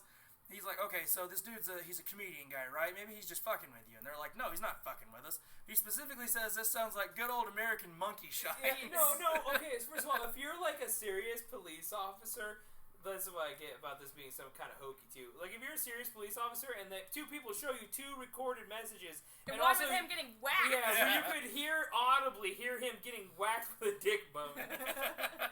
Where it's like, and it just cuts off like that. Like the guy was disappointed, and I'm just like, I was basically like, no, he's fucked. He's dead. I found it fucking hilarious when Teddy repeated like, no, what's the word? Monkey shines. Oh, monkey shines. Like, no, this isn't monkey shines. This isn't like, monkey shines. Like it's like a dumbass. serious word. Like it's a normal word. It's not monkey shines. So he goes along with it again. And he says, we did some looking. There is no Howard Howe in Manitoba. Border Patrol hasn't seen Wallace leave the country yet. He has a line here that's really funny. He says, "That really puts the BM in the PM's coffee, eh?" And he says, "There is one thing though. That leg bit, that is something." And Teddy's like, "Yeah, that's weird, right?" He's like, "No, but it's something." Somebody was in the police station recently asking about any legless bodies that might have turned up. Yeah, what if that caught his attention in the first place? I mean, probably, but... And now he's just like shooting the shit like, hey, this is kind of weird. I know, hey, this dude came in asking about legless corpses. I'm gonna send you right to him. Yes, so he does. He gives them his phone number, and they move along. So then we cut right back into the Enclave.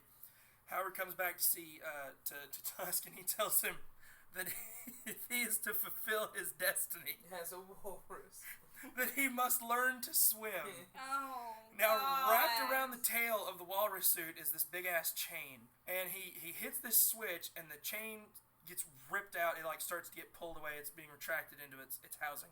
And it pulls Tusk down into the water. And he's fighting like a motherfucker. Just try to swim. And Howard is like, "Yeah, swim!"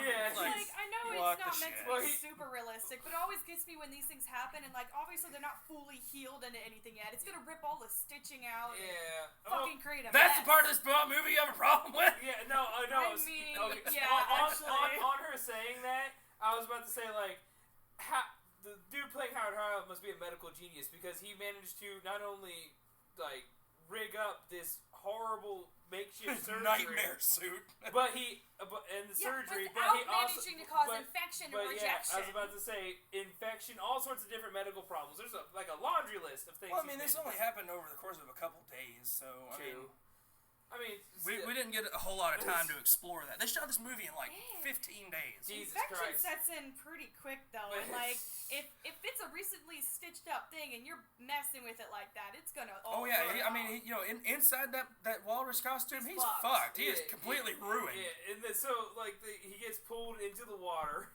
Yeah, and Howard is like cheering him on, and like eventually he stops. He stops fighting and just kind of like sinks into the water. And he's like, this is my best shot to get out of this. I just gotta let go. This is it. I need to let go and I will die and I will be okay. And this will all be over. Down in the water, we can see the skeletal remains of former tusks that Howard has made. I only saw one. Was there multiple? I feel like they might have had more than one, but there was at least the one. And it's fucking like the skull is still in the face, and it's mostly ripped out, and it's fucking gruesome. And there's an eyeball still in there. Yeah. He screams underwater, and then we fade to black and fade in, and this is where we get to meet Guy Lapointe, the inspector. The most broken man in the world. He's so fucked. We meet him at the Gimli Slider restaurant, which I talked about earlier in the recording. And he's played by Johnny Depp. It is thespian Johnny Depp. Super actor Johnny Depp. Like, you would think, I looked up, Tusk cast, and it doesn't even, show up in the Google, the main people. Yeah. So what the fuck? Yeah. And I mean, this was mostly just a favor. I don't even know if he got paid for this. I really don't. If I remember correctly, I don't think he got paid to do this. I think he just did it because he wanted to. Awesome. It's like, I'm not being paid for this. Yeah, this is. I will do this. Just let me have this. All right. This is a favor. I will do this for you. I get all the creative liberties. You hand me a script. The rest is mine. Yeah. Let's just let me have this. All right. So Allie and Teddy have met up with Guy for help, and he's recounting about all of the previous victims that he's hunting down a serial killer, and every body they found has been the same. They're missing their legs, their tongues have been cut out, and their arms have been sewn into the bodies, like a sort of a crucified T-Rex. That's my favorite He puts the pose. Puts his arms up and flaps his hands down. He's like crucified T-Rex. So, and obviously it's supposed to be a French-Canadian, but the weirdest kind. It's the fucking... this is the last Canadian you'd ever want to meet, right? He's just so fucking weird. And also why he's talking to him, the lady brings him the food and he fucking squashes the shit out of his I cheeseburger. don't understand. So, I was looking, because I know almost everything there is to know about this movie because of how much I follow Kevin. And I didn't understand this. Somebody on IMDb in the trivia pointed out that that's a reference to... there's a restaurant somewhere in Canada, I don't remember where they said it was, and they make really tiny smashed down burgers that you apparently have to eat with a popsicle stick. I tried to find videos of this place, and all I could find was old ads that don't explain anything. And I'm like, what is this? How do you eat a burger with a stick? Damn Canadians. Well, Zach, let's go get a tree branch. They put fucking mashed potatoes on French fries with gravy. What are they doing? Poutine's good shit. I want to eat it. It's good shit. I need some real poutine. It's good shit. And everybody likes Tim Hortons, right? So, it's all good. They make a good sandwich. Yeah, So, we actually do have one not far from here. yeah, we do. We're part Canadian. That's fine. I'm cool with We're that. close enough. Yeah, I'll take that. So, he has one of my favorite lines when he's talking about the corpses that they find. He says, "It is one fuck of a bummer to look at." He's talking about the skeletal remains of people, and it's a fuck of a bummer. To have been looked at. And he's doing all this deadpan, his soul is broken. Dead as shit. Yeah, this is an individual who's been I want to stop this man, but I don't even believe that this man exists, and everyone has hosed me for it. But I really want to make sure. I just want to find him just to be like, ha, I'm not crazy. I found him, bitch. This movie has broken both of us, but in the opposite way. It's broken me in the best way. One fuck of a bummer. Guy Guy Lapointe he was fired from his inspector's job because of his obsession with finding the serial his killer. fucking theory about turning into some animal or whatever. And so during this time, he recounts to Allie and Teddy that he thinks he may have met this serial killer 2 years prior when he was looking for the hockey player Gregory Gumtree, who had gone missing recently.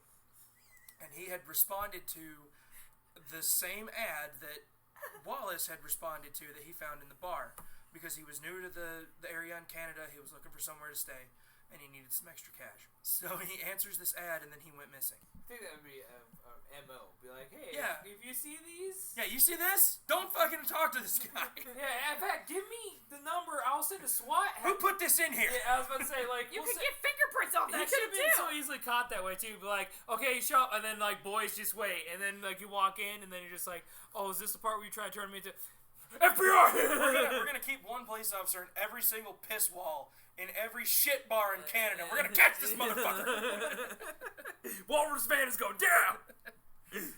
So he goes and he finds Howard Howe at it's a different house. It's a smaller house, like a cabin out in the woods. Not the fucking mansion he lives in that we see him for the rest of the film. But this is Maybe where he he- calls himself Moosey. Wait, is he? Yeah. He could just be like, so this guy is an actual batshit nutshit crazy serial killer, but he's also a genius because he's probably got a bunch of different houses where he just rotates under different facilities. Probably, yeah, because he tells when he encounters Guy Lapointe, he tells him his name is Moussier. He's also pretending to be a batshit crazy old guy. And he's masquerading as someone with developmental disabilities to trick Guy Lapointe. A hill jack. Yeah, he's as Guy Lapointe puts it, a simpleton. Yeah. Is what he calls it Yeah. later. He comes and he asks him if he's here to shoot the spider. He found a spider in my shit house. Are you here to shoot the spider in my shitter? In the shit. It's a brown recluse. It's a hobo spider. And he's talking with a lisp, like too thick of a back part of his tongue. He's talking a lot like this. While he's talking to him, he's doing a lot of that shit. The spit flies. Yeah. So this is just fucking up. He's like, I don't know what the fuck is going on with this dude. This is obviously not who I came here to find. So I'm just gonna leave this fucking guy alone. He kept trying to get him to go inside the house so he could knock him out and turn him into a He walrus. was treating him like he was like, I'm just a lovely murder inspector, you know. I'm not gonna do with the spider. Yeah, I'm not allowed to discharge a weapon at a bug. I'm not allowed. I'm not. I don't deal with scary things like that. Like, dude, you investigate murder. I know you're just talking to this dude, so he'll leave you alone. But that doesn't land. No, I felt pretty real. It was the world's most awkward conversation because he just kind of kept He's bouncing just staring back and like, forth. Yeah, he's You acting can't kill my real spider. fucking weird. Yeah. Are you gonna kill my spider? So he eventually leaves him because he's like, this is not what I came here to find. This is just some goober out in the woods. So he eventually comes to realize that the hockey player Gregory Gumtree, was probably inside that home, and he didn't know it. And that fucked him up. Yeah, he didn't get to save this kid. They eventually found him. 2 days I think later he said. Something like that. 2 days. It was really soon after that they found his body blocking a sewer pipe. Yeah, I'm guessing he like abandoned all hope and fucking moved somewhere else, and he's like, fuck, this is not worth it right now. Yeah, maybe.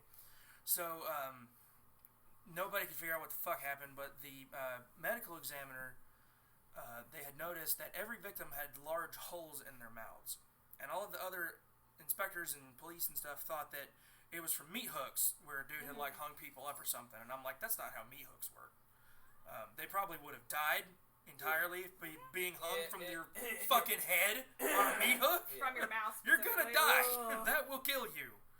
Right? Like, there's so much, like, even if you just fucking just kind of put somebody on the hook like that, there's so much weight holding them down, that would just, like, rip their head off, or just, like, push the hook further into their head. That's not how, those cops are dumb, fucking Canadians. Yeah, because it's a pretty soft. I mean, that's a soft palate, so Yeah. it would break. It's real squishy. It's soft meat. So the medical examiner also discovered that there was a small piece of Gregory Gumtree's own tibia bone inside the holes in his mouth.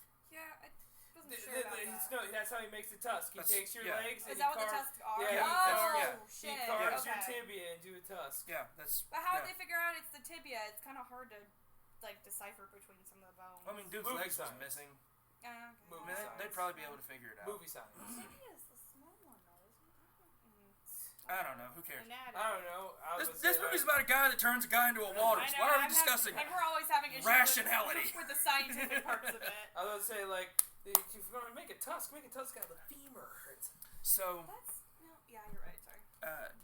Guy Lapointe goes to speak to Gregory Gumtree's mother because she feels things differently than anyone else does, and he was just like, "What do you think happened? We don't know what the fuck happened here. What do you think happened, mother of the victim who was savagely murdered?" And just discombobulated, just Yeah, messed up. your kid's wrecked beyond belief. What do you think happened? It will not be open casket. No. I don't want to see that. Look at that. It's fine. We're not gonna. It's fine. We're not gonna. I can't stop. The gasket is full of Is that a fucking flipper? God. It looks like a crucified T-Rex. Son of a. Everybody in the funeral home's puking now. Local funeral today was flooded by vomit. better out than in. Better saint than sin, as Howard Howe's second wife mentioned. That's funny. That was a line in the movie. Shit. Yeah. Oh shit. Yeah, when she was talking about her own flatulence. Yeah. Yeah. So As I sit there and Gregory shit myself. Gregory Gumtree's mother says this man is making a monster, is what she says about the serial killer who killed her son. This line is echoed, and we cut to a reflection in the surface of the water of Howard sitting on the edge of the water on the rocks, sitting next to Tusk. And like, I love that scene. It's so fucking good. This man is making a monster, and we cut to that, and it's like, oh, it's gorgeous. I love it. It's so fucking pretty, man. I love it. And so we get this for Howard, this sweet moment between him and Tusk, where he's just kind of chilling out and relaxing, spending time with him. And he leans on it. He like leans over, pulls his legs up out of the water, and leans up on his side, and he starts singing to him. And I'm like, oh, okay, what the fuck? It's like laying on him like a pillow, and Yeah. And then Wallace is just like. Rachel, while watching this, Rachel was like, he's not gonna start singing with him, is he? It's like, no. Wallace starts screaming in terror. I was hoping that Wallace would start singing. Oh, by the way, I just want to say that, like, for psychotic characters, them singing, like, nursery rhymes or, like, happy songs while they're doing the most horrific shit possible is actually kind of disturbingly horrible. Oh, yeah. And usually it's just like, yeah, okay. But like for this, it's like, okay, yeah, man, you fucking crazy. I was hoping Wallace would just follow along like. Just broken. So they spend a few moments together, and Howard says, "You must be getting hungry," and he plops a mackerel down on the rocks and tells him that he has to eat it. And then, in one of the creepier moments of the movie, he exits the enclave, shuts the door, and opens a fucking porthole and watches him eat this fish. And the look on Howard's face is just, eat that fish. He said there and he was like, yes, feed. Literally this man. It's really funny because like we see Tusk go to the fish, and we cut back. There's a bite taken out. We don't see him bite into this fish. And then we can very clearly see he's not actually eating this fish. He just has his head over it, and he's just kind of moving around, making munching noises. Because, hey, I wanted to say several moments in this thing where the fucking suit, because when his head moves back into the suit. It's like an uncut dick! It was exactly what I sat there and was like, well, if he's actually stitching the suit, that has to feel fucking horrible when it moves back. I want to vomit every time I see that And I'm move. wondering if that was just like an accident that happened. No, like, it's obviously not supposed to. It just looks disturbing. Because at one point, his fucking head gets sucked all the way he's back. way back in there. Yeah, It's nasty. It like fucking sucks all the way back in there. And you're just like, oh. We cut back to our heroes who are starting their hunt. They're in their rental car, and Guy suggests trying to figure out what are Wallace's driving rituals. He says nobody does nothing when they're driving. What does he do when he drives? Does he Does he chew the gum? Does he smoke the tobaccos? What does he do? What did he said that he himself does? Like he said. Oh, he has to drink the coffee. He has to have a double with the 8 sugars and just a splash of the cream. Which is funny because I was reading a double is like it has like 2 sugars and 2 creams in it. Oh gosh. So like there's already cream and sugar in this coffee, and he just loads it up with more. And someone was like, so by putting more sugar in it, that's redundant. And I'm like, you're a fucking idiot. Shut up and laugh at the joke. I pour a shit ton of sugar in my coffee. Dude, my coffee has to be like the color of this table almost for me to drink it. I'm going to say I can't. It's got to taste good. I'm like, I gotta take it. This is burnt water. I don't want this. Just take a sip and you're like, that's delicious diabetes. Yeah. Like sometimes I'm like, I can still hear the sugar. We're good. Unless you put half coffee, half Kahlua, and then it's perfect. I don't drink Kahlua. Bitch beer. It's beautiful! Right. Like wine coolers. Chick beer.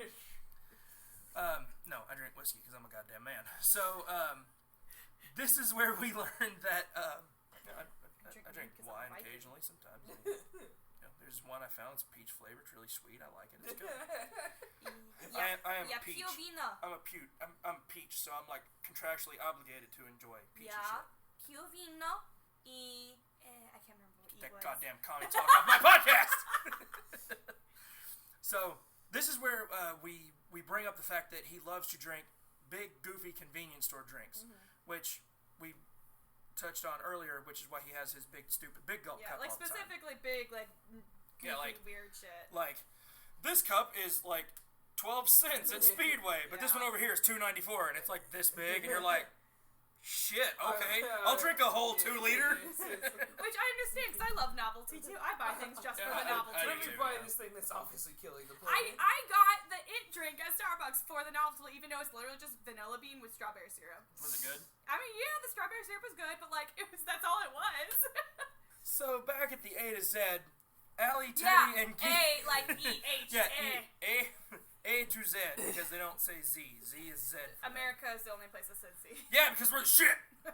So, I mean, in some ways. In other ways, we're goddamn dog shit. Yeah. So, back at the A to Z, Allie, Teddy, and Guy Lapointe are speaking to the Colleens, trying to figure out if they saw Teddy. This is where we get to see... If they saw Teddy, if they saw Teddy, Walrus. goddammit, Wallace. They saw Wallace. A mustache guy, or stash guy. Yeah, Mr. Mustache is how they call him. And so we flash back to the night that he was in the store, and we get to see them that they had given him a notepad to write down Howard's address on. And It actually does something smart. yeah, so Guy Lapointe takes the notepad and he takes a pencil and he does that shading thing. Because I knew he was going to do that. I thought about that exact thing. The only problem is if they would have written something down. Yeah. Otherwise. Yeah, that would have fucked them. But like, they didn't. suck my dick. Is like right Yeah, because they're teenagers. Who cares? So, they use that technique and then they figure out where they need to go. Back in hell, Howard is swimming in the water with Tusk, and it sure is fucked. He's like, isn't this better, Mr. Tusk? And Wallace is just like, fuck you! I hate everything about this! And here we learn, he's been hinting at it throughout his monologues throughout the movie, but it is here that we learn Howard made the choice. He spent 6 months on the rocks with the original Mr. Tusk. Yeah. He spent 6 months out there with him, and he made the choice to kill and eat Tusk to survive. I still feel like he hallucinated this because you're not going to live, first of all, 6 months on a rock. On just a rock? Yeah. With a walrus? Yeah. No. No. It might have been a dead person Drinking this whole time. seawater. This is fantastic. Yeah, I'm not dehydrating. that might have actually been the problem. So, he killed his savior, and it's been troubling him for his entire life. And like an hour after he killed him. It was 10 minutes after he killed It him. was like a second. Like he's eating him, and he looks up, and there's a ship. There's a boat coming to save him. You would notice that, like, off in the horizon, like, after you kill the walrus, you're just like, oh. It was dark out, though. Yeah. And so he's trying to, like, atone for murdering his savior is his like twisted version. Yeah, he's trying to give what I got from it is that he's trying to give Mr. Tusk a chance at a fair fight. That's what he says. But it's also he he's a psychopath because whenever it looks like he's gonna get beat, he just fucking offs the guy anyway. Yeah. And then he tells him, he says, "You were not prepared for me last time, Mr. Tusk, but I have hardened you for how cruel men can be." And then he holds his fucking hand under the water. Yeah, You were he's not like, prepared for me, Mr. Tusk. it's like a cartoon villain. Yeah. He starts trying to fucking drown Tusk. He's just, fuck you. Look at how we're cruel, right? People are shit. It's his whole thing. This whole movie. Oh, is that when his head goes inside his body like a penis? Yeah, that's when it gets in really, really far. This whole movie, he's like, people are shit and walruses are pure. Is like his mantra, basically, this whole movie. Well, you kind of get a message about that, though. It's just like, Wallace was an asshole. Yeah. And now, like, he was being real shitty, and now he's getting it back 10 million fold. Yeah, that's true. And he was like the epitome of a shitty person, and then this is like real shit. That's how magic works. So, our heroes, Allie, Teddy, and Guy, have found Wallace's abandoned car sunk in a pond somewhere. Allie tries to run out to go to the car. And Dale Point's just like, he's not in there. Don't yeah, stop he's that. like, don't worry about it. He's not there. He's either dead, but he's not in there. yeah. What is that accent, man? I don't fucking know. So, then, Guy the Point drops this suitcase on the ground, flips motherfucker open. Yeah. He's got guns! Guy the Point's been packing the whole fucking time. No, these aren't basic bitch guns either. These are blinged out. He's got like... A shiny chrome ass rifle. It's a shotgun. He has a chrome shotgun. He's got... And he gives Teddy a fucking revolver and a semi-automatic pistol to Allie. And Teddy at first, he's like, I don't want a gun. It's like, we're going into a psychopath's house, you fucking What kind of dipshit. American are you? And he tells him, he says, what kind of American are you? You don't want a gun? And then Allie has the balls up for him. And she's like, Take the fucking gun! Take the fucking gun, Teddy. And I was just like, I would have been like, yeah, I'm going into the psychopath's house and turning people into walruses. You know what? I want a gun. You know what? I might not like guns, but this dude kidnapped my friend and turned him into a monster. I might need this, right? Yeah. If not for him, then me. Yeah, at the very least. Fuck you, man. I'm gonna protect To myself. fucking kill him, too. Like, to kill the walrus, too, please. So, And then, of course, the points is like, and I'll take this one. yeah, he says, I'll take the big one, and he picks up the fucking shiny fucking shotgun. It's fucking magnificent. It's got wood finish on the pump. It's beautiful. It's like you spent 500 credits to upgrade this. you microtransacted that gun, didn't you? You spent $5. You get the bling. It's the purple skin. Yep. That's mahogany on that handle. So we cut back to Tusk, and Howard explains to him that he has marked the day for 15 years of when he killed the OG Tusk. That was it? 15 years? He says for 15 years. That's not right. No, yeah. I mean, he's very clearly a psycho. Yeah, Because yeah. well, I mean, he said that happened in 1959, right? Was when he got lost at sea. So 69. So that puts us at what? So 15 years. It'd be 69. It'd be 74. 1974. Yeah, 1974. So this has not been 15 years. Did he just give up in 1974? No. Counting the anniversary? What the fuck? I don't think he knows what you I mean, he's very clearly insane, so he's just talking out of his ass. So he offers him up a chance to fight back. And then he tells Wallace, you must fight or die. I think this is when, like, Tusk starts playing, too. Yeah, at this point, when we cut back to Tusk, the drums hit from the song Tusk. I was listening, I'm like, that's fucking Tusk! This is when the shit kicks into high gear and it becomes the most amazing fucking movie ever. Because Howard is in his own walrus suit.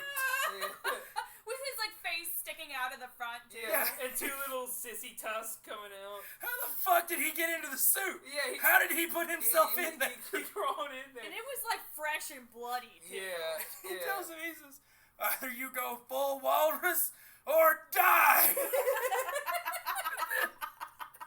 And then they start blowing they start headbutting each other and shit. Because they have that in the background yeah, on the it shows- TV, too, where they're, like, the walruses Yeah. fight by slamming each other Yeah, with their walruses bodies. are bastards. Yeah.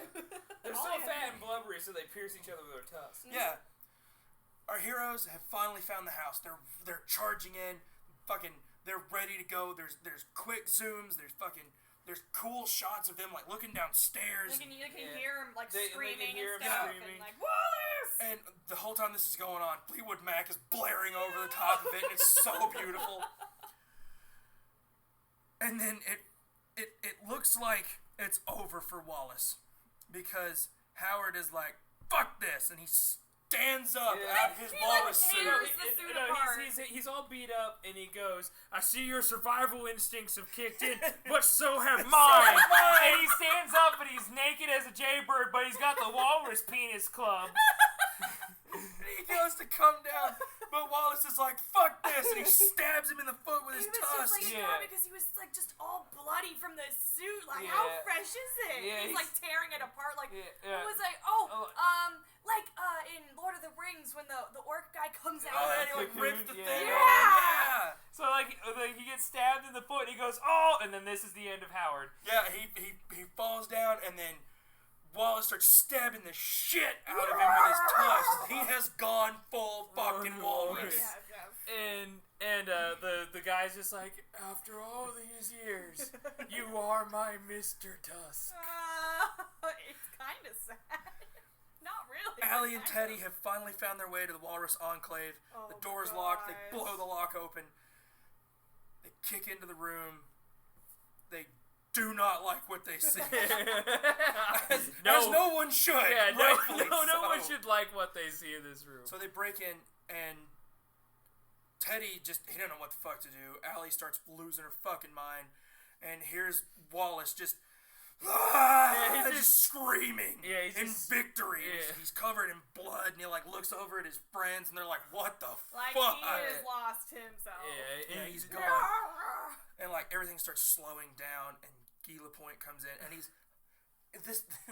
plays it up so well. It's so fucking dramatic. He's so heartbroken by what he sees. He's just, God damn it, I didn't get him again. And he raises his shotgun up to Wallace, and Allie's like, "No, don't shoot him! Don't shoot him!" And I'm like, "I'm gonna shoot him! Yeah, this is a mercy. Just blow his fucking head off. Just shoot him. Yeah, man. just put him down. He's done. There's nothing you can do for him now. He's in a walrus place." We get tied in on the barrel of the shotgun, and it goes to black. We get a small card at the bottom that says 1 year later. Allie and Teddy are getting out of a car. I hate this. And Allie's holding something in a newspaper. I hate this so much. Just kill him! They're walking into the Manitoba Exotic Animal Sanctuary. What laws? What government? In what world does this happen? Yeah, what sane people go, no, he must live. No, he must be fucking euthanized. Kill this man, he has suffered. He has suffered enough. Put him in a fucking government black site or something, man. What jury? Oh, by the way, instead of killing him, like, I can maybe see it some fucked up way, like, people not wanting him fucking killed or whatever, like, he's just crazy now. He's not an animal! Oh, no, like, yeah, but they're just like, so the best place to put this disabled handicapped person is in a fucking animal sanctuary. Because he's still a human being. He's just in a goddamn skin suit. Little kids see this. Cut him out of the suit, man. What are you doing? It's a shit place to be. Yeah, it's a shitty. It's like run down. It looks abandoned. It's not even run by fucking Broken It might Dreams. actually be abandoned. It's not even.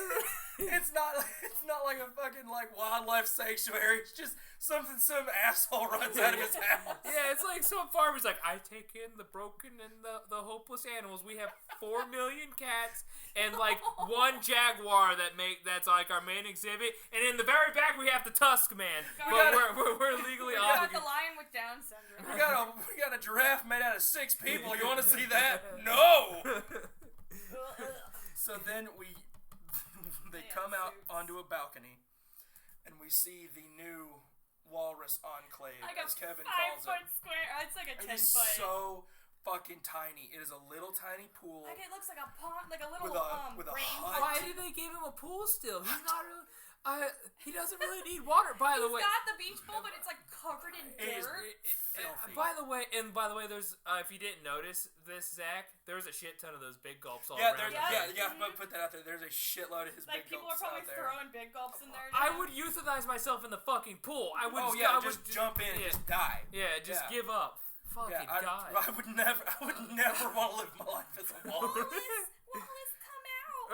So It's they, okay, you can show yourself to us. yeah, they're like, you don't have to be afraid of us, man. We're your friends. Like, if you were his friends, you would have killed him. You Yeah. would have ended this nightmare. You would sneak in, like, even if the law saved him, you would sneak in at night and just fucking feed him arsenic or some shit. You would poison this fucking mackerel Yeah. you're It about to did throw not to look him. like there was any security. You could go in with a shotgun and Yeah, a you newspaper could- and just pull it out. Like, where's the Like, it's point? a bouquet of Bye. roses from Terminator. Yeah. Boom. Where's the point during this? He was just okay. You're like, I guess. My mission is over now. Yeah. So they unwrap a fucking fish It's a man. and they throw it out to him, and he fucking devours this fish. Oh He's no! a human eating I just want to fucking say. raw I just fish. want to say, like, it's impossible for him to actually get to food. Yeah, he Like, can't. There's no way. no. But he when he takes a Realistically, no. bite out of this, he's loving the shit out of this. Cause Yeah, he's he's making. He's really Yeah. fucking loving this mackerel. I don't get it. And they call out to him, and he kind of like looks up at him like someone's yelling, and I gotta look at it. They're not talking to me, so I hear noise. Huh. And so we cut back to another scene of them before he left for Canada when they were still talking to each other in their bedroom, talking about how Wallace doesn't cry anymore. He used to be so sweet and so sensitive, and she never sees him cry. But it's good to cry, because crying separates us from the animals. Which is stupid, because animals cry all the time. Cats cry all the time. My cats are fat and they cry a lot. They're I've babies. seen dogs cry. It's fine. Yeah, I think it was Dogs my grandfather that told me can about look something. up. So, Shaun of the Dead. dogs can look up.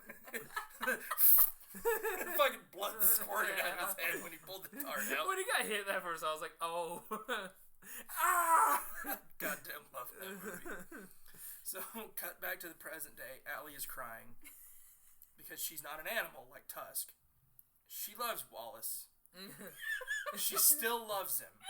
Which he's still obviously fucking Teddy every day. Yeah, very clearly. Like, how is she not pregnant? Meanwhile, Teddy's the real fucked up one because he's okay with this. He's like, I know you still fucking love that walrus, man, don't you? Like, that's real fucked He makes up.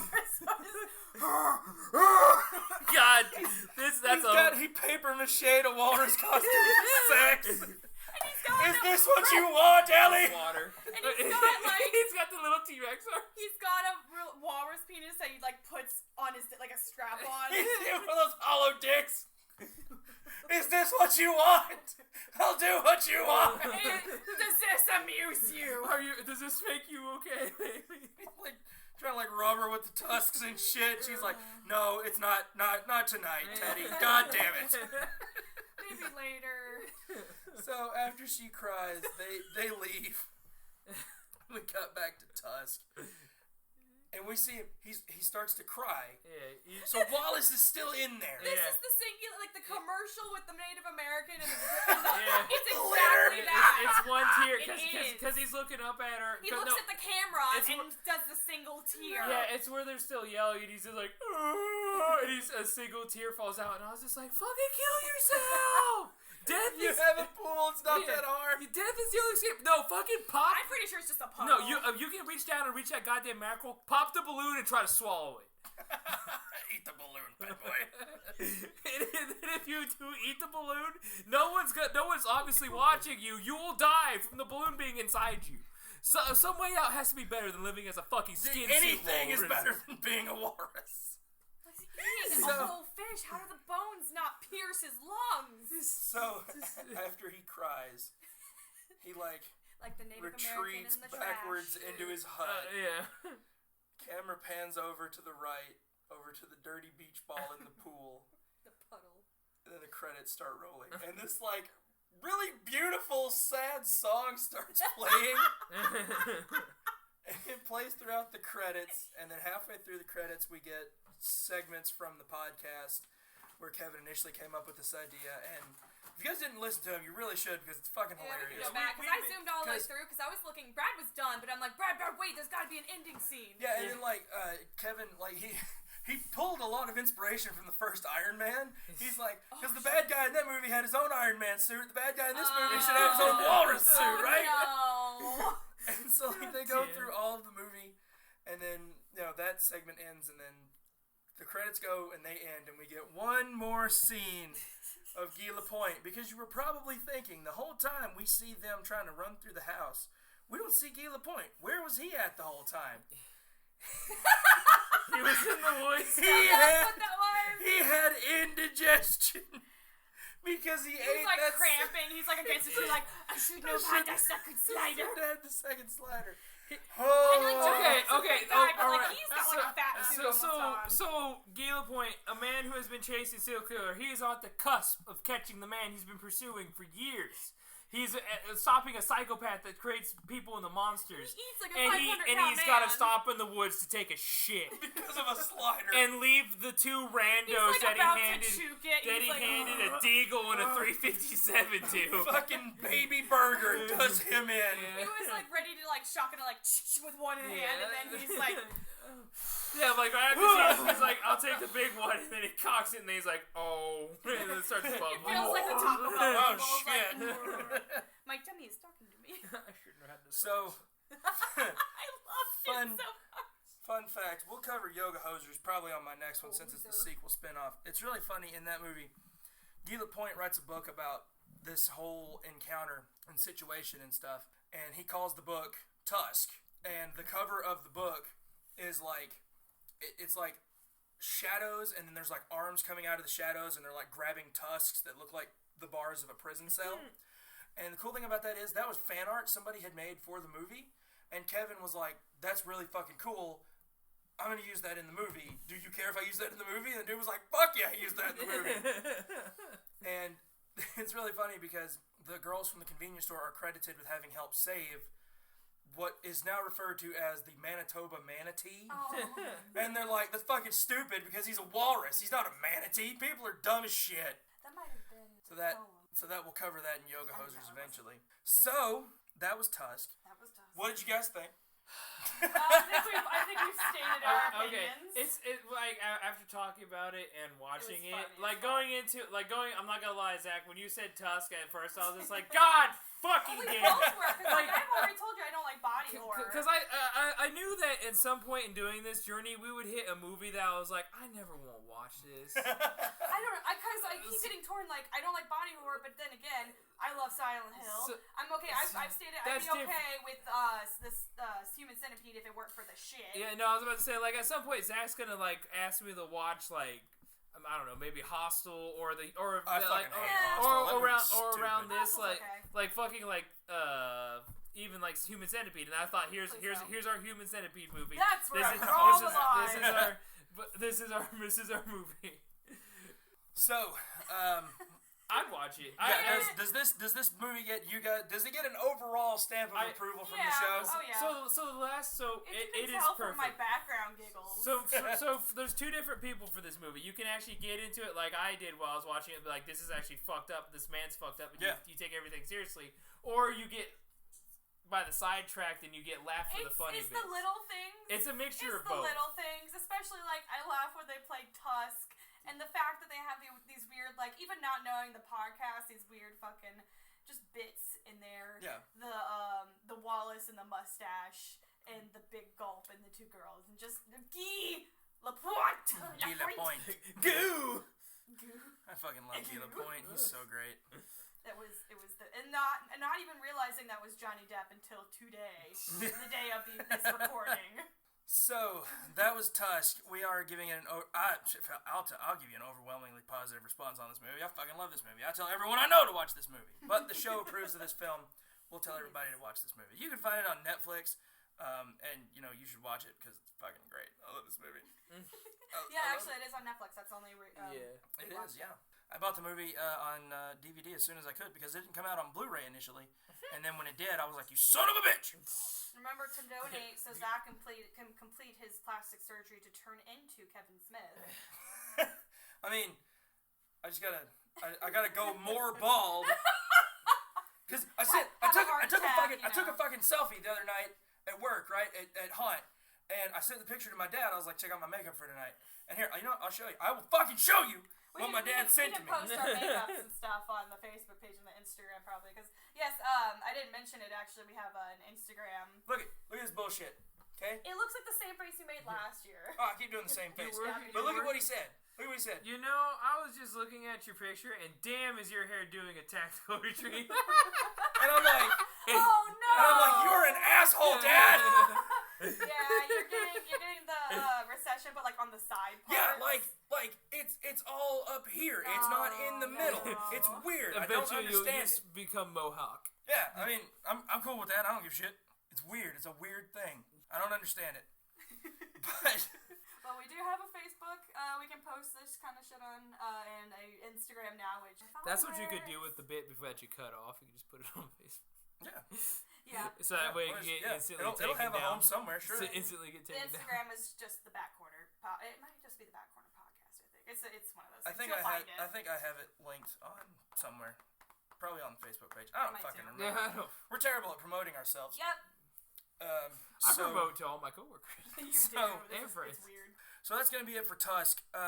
What do we got coming up next? It's gonna be Brad's pick. It's called Shiver, Shiver. Okay. and it's a night movie from It's a 1975. night movie. It's it's from It's a 19 nightmare. yeah, it's from 1975. It's about parasites that go from host to host No! via sex. No. Sounds like a Body Snatchers porn parody. No, that's why I was trying to think. I was sitting there, I was like, okay, I need to find my movie today at work, and I was just like, and then in the back of my brain, I was like, I want to go somewhere weird, and I was just like, I remember seeing this. We went pretty weird this time. Yeah, That is no. one of my phobias is things crawling under my skin and in my ears and shit. You're gonna love this movie because there's a movie where like one of the possessed people is a chick and she's talking to another girl and you're like really rooting for this girl to survive and then the girl convinces her to kiss her and you get to see the thing go from her throat down into her throat. Oh shit. Yeah, that's one of the things I remember from this because I saw this like late at night and I was just like, this is a lot of TNA, and then I was like, oh god, but it's bad. We need to do something too because it's spooky season now. It is. Yeah. It is. We need to think of It's about something that fun to time. do. It looks at it non-existent. Oh no, No, I have my watch. Yeah, Maybe we yeah. can release some kind of mini episode for Halloween or something. Sure, why not? Something fun. we Something can spooky. actually do it this year. And I mean, like I said, I have Halloween night off too. So I don't actually know what night Halloween is on. happy spooky season. I don't It's think on that a picked up Thursday. at all. This is Happy spooky season. well, this is gonna be like a 3 video month then, because he's gonna finish editing Yeah, I this. still gotta do. Man, I tell you, I think what I'm gonna do, I'm gonna just take the whole fucking raw audio from the last one, just chop the shit in half, and put it out as 2 fucking episodes. Because I'm like, I don't. It was like a 4-hour recording. I don't even want to listen to that. Yeah, I'm sorry. We could try to go. So that's why when I do mine, I'm just like, back on track, guys. Gotta go. Get the funny bits. Let's go. So that's gonna be it for Tusk. Next time we're gonna be shivering. That's gonna be Shut fun. up. Oh, this move that I'm really excited. So until next time, I had fun. Did you guys have fun? I have. We all had fun. We always have fun. I'm a screaming walrus man with no tongue. we're all indeed walruses at heart. Is the man greater than the woman? You know, slap each other's bodies together to fight to the death to find a mate. How do you do? Fucking goddamn walrus. Help me, boob. We don't condone violence on this show. Especially not Don't- walrus virus. Yeah, Virus. don't go fight a walrus. Yeah, don't. Yeah, you will lose. Actually, You will lose. Despite having the very tactical advantages of limbs and a bigger brain, the The walrus walrus will kick your ass. The walrus will fucking murder. You'll walk up and be like, you ain't so badass. Just You- go over to the walrus, motherfucker, and it's just, son of a bitch, just stabs the shit out of you. It yeah. will stand up on its fins and bitch slap you. You know, it's like I was about to say, it's like being hit with a truck, only a living truck. It's gonna come and get its fucking tusk in your leg artery, and you're done. Yeah. You're just fucking spurting like an anime character, and you're The dead. leg artery is the scientific term. Yeah, it's the leg artery. I don't remember what the fuck it's called. Shut up! Femoral I'm not a artery. botanist. Deal with it. That's planned.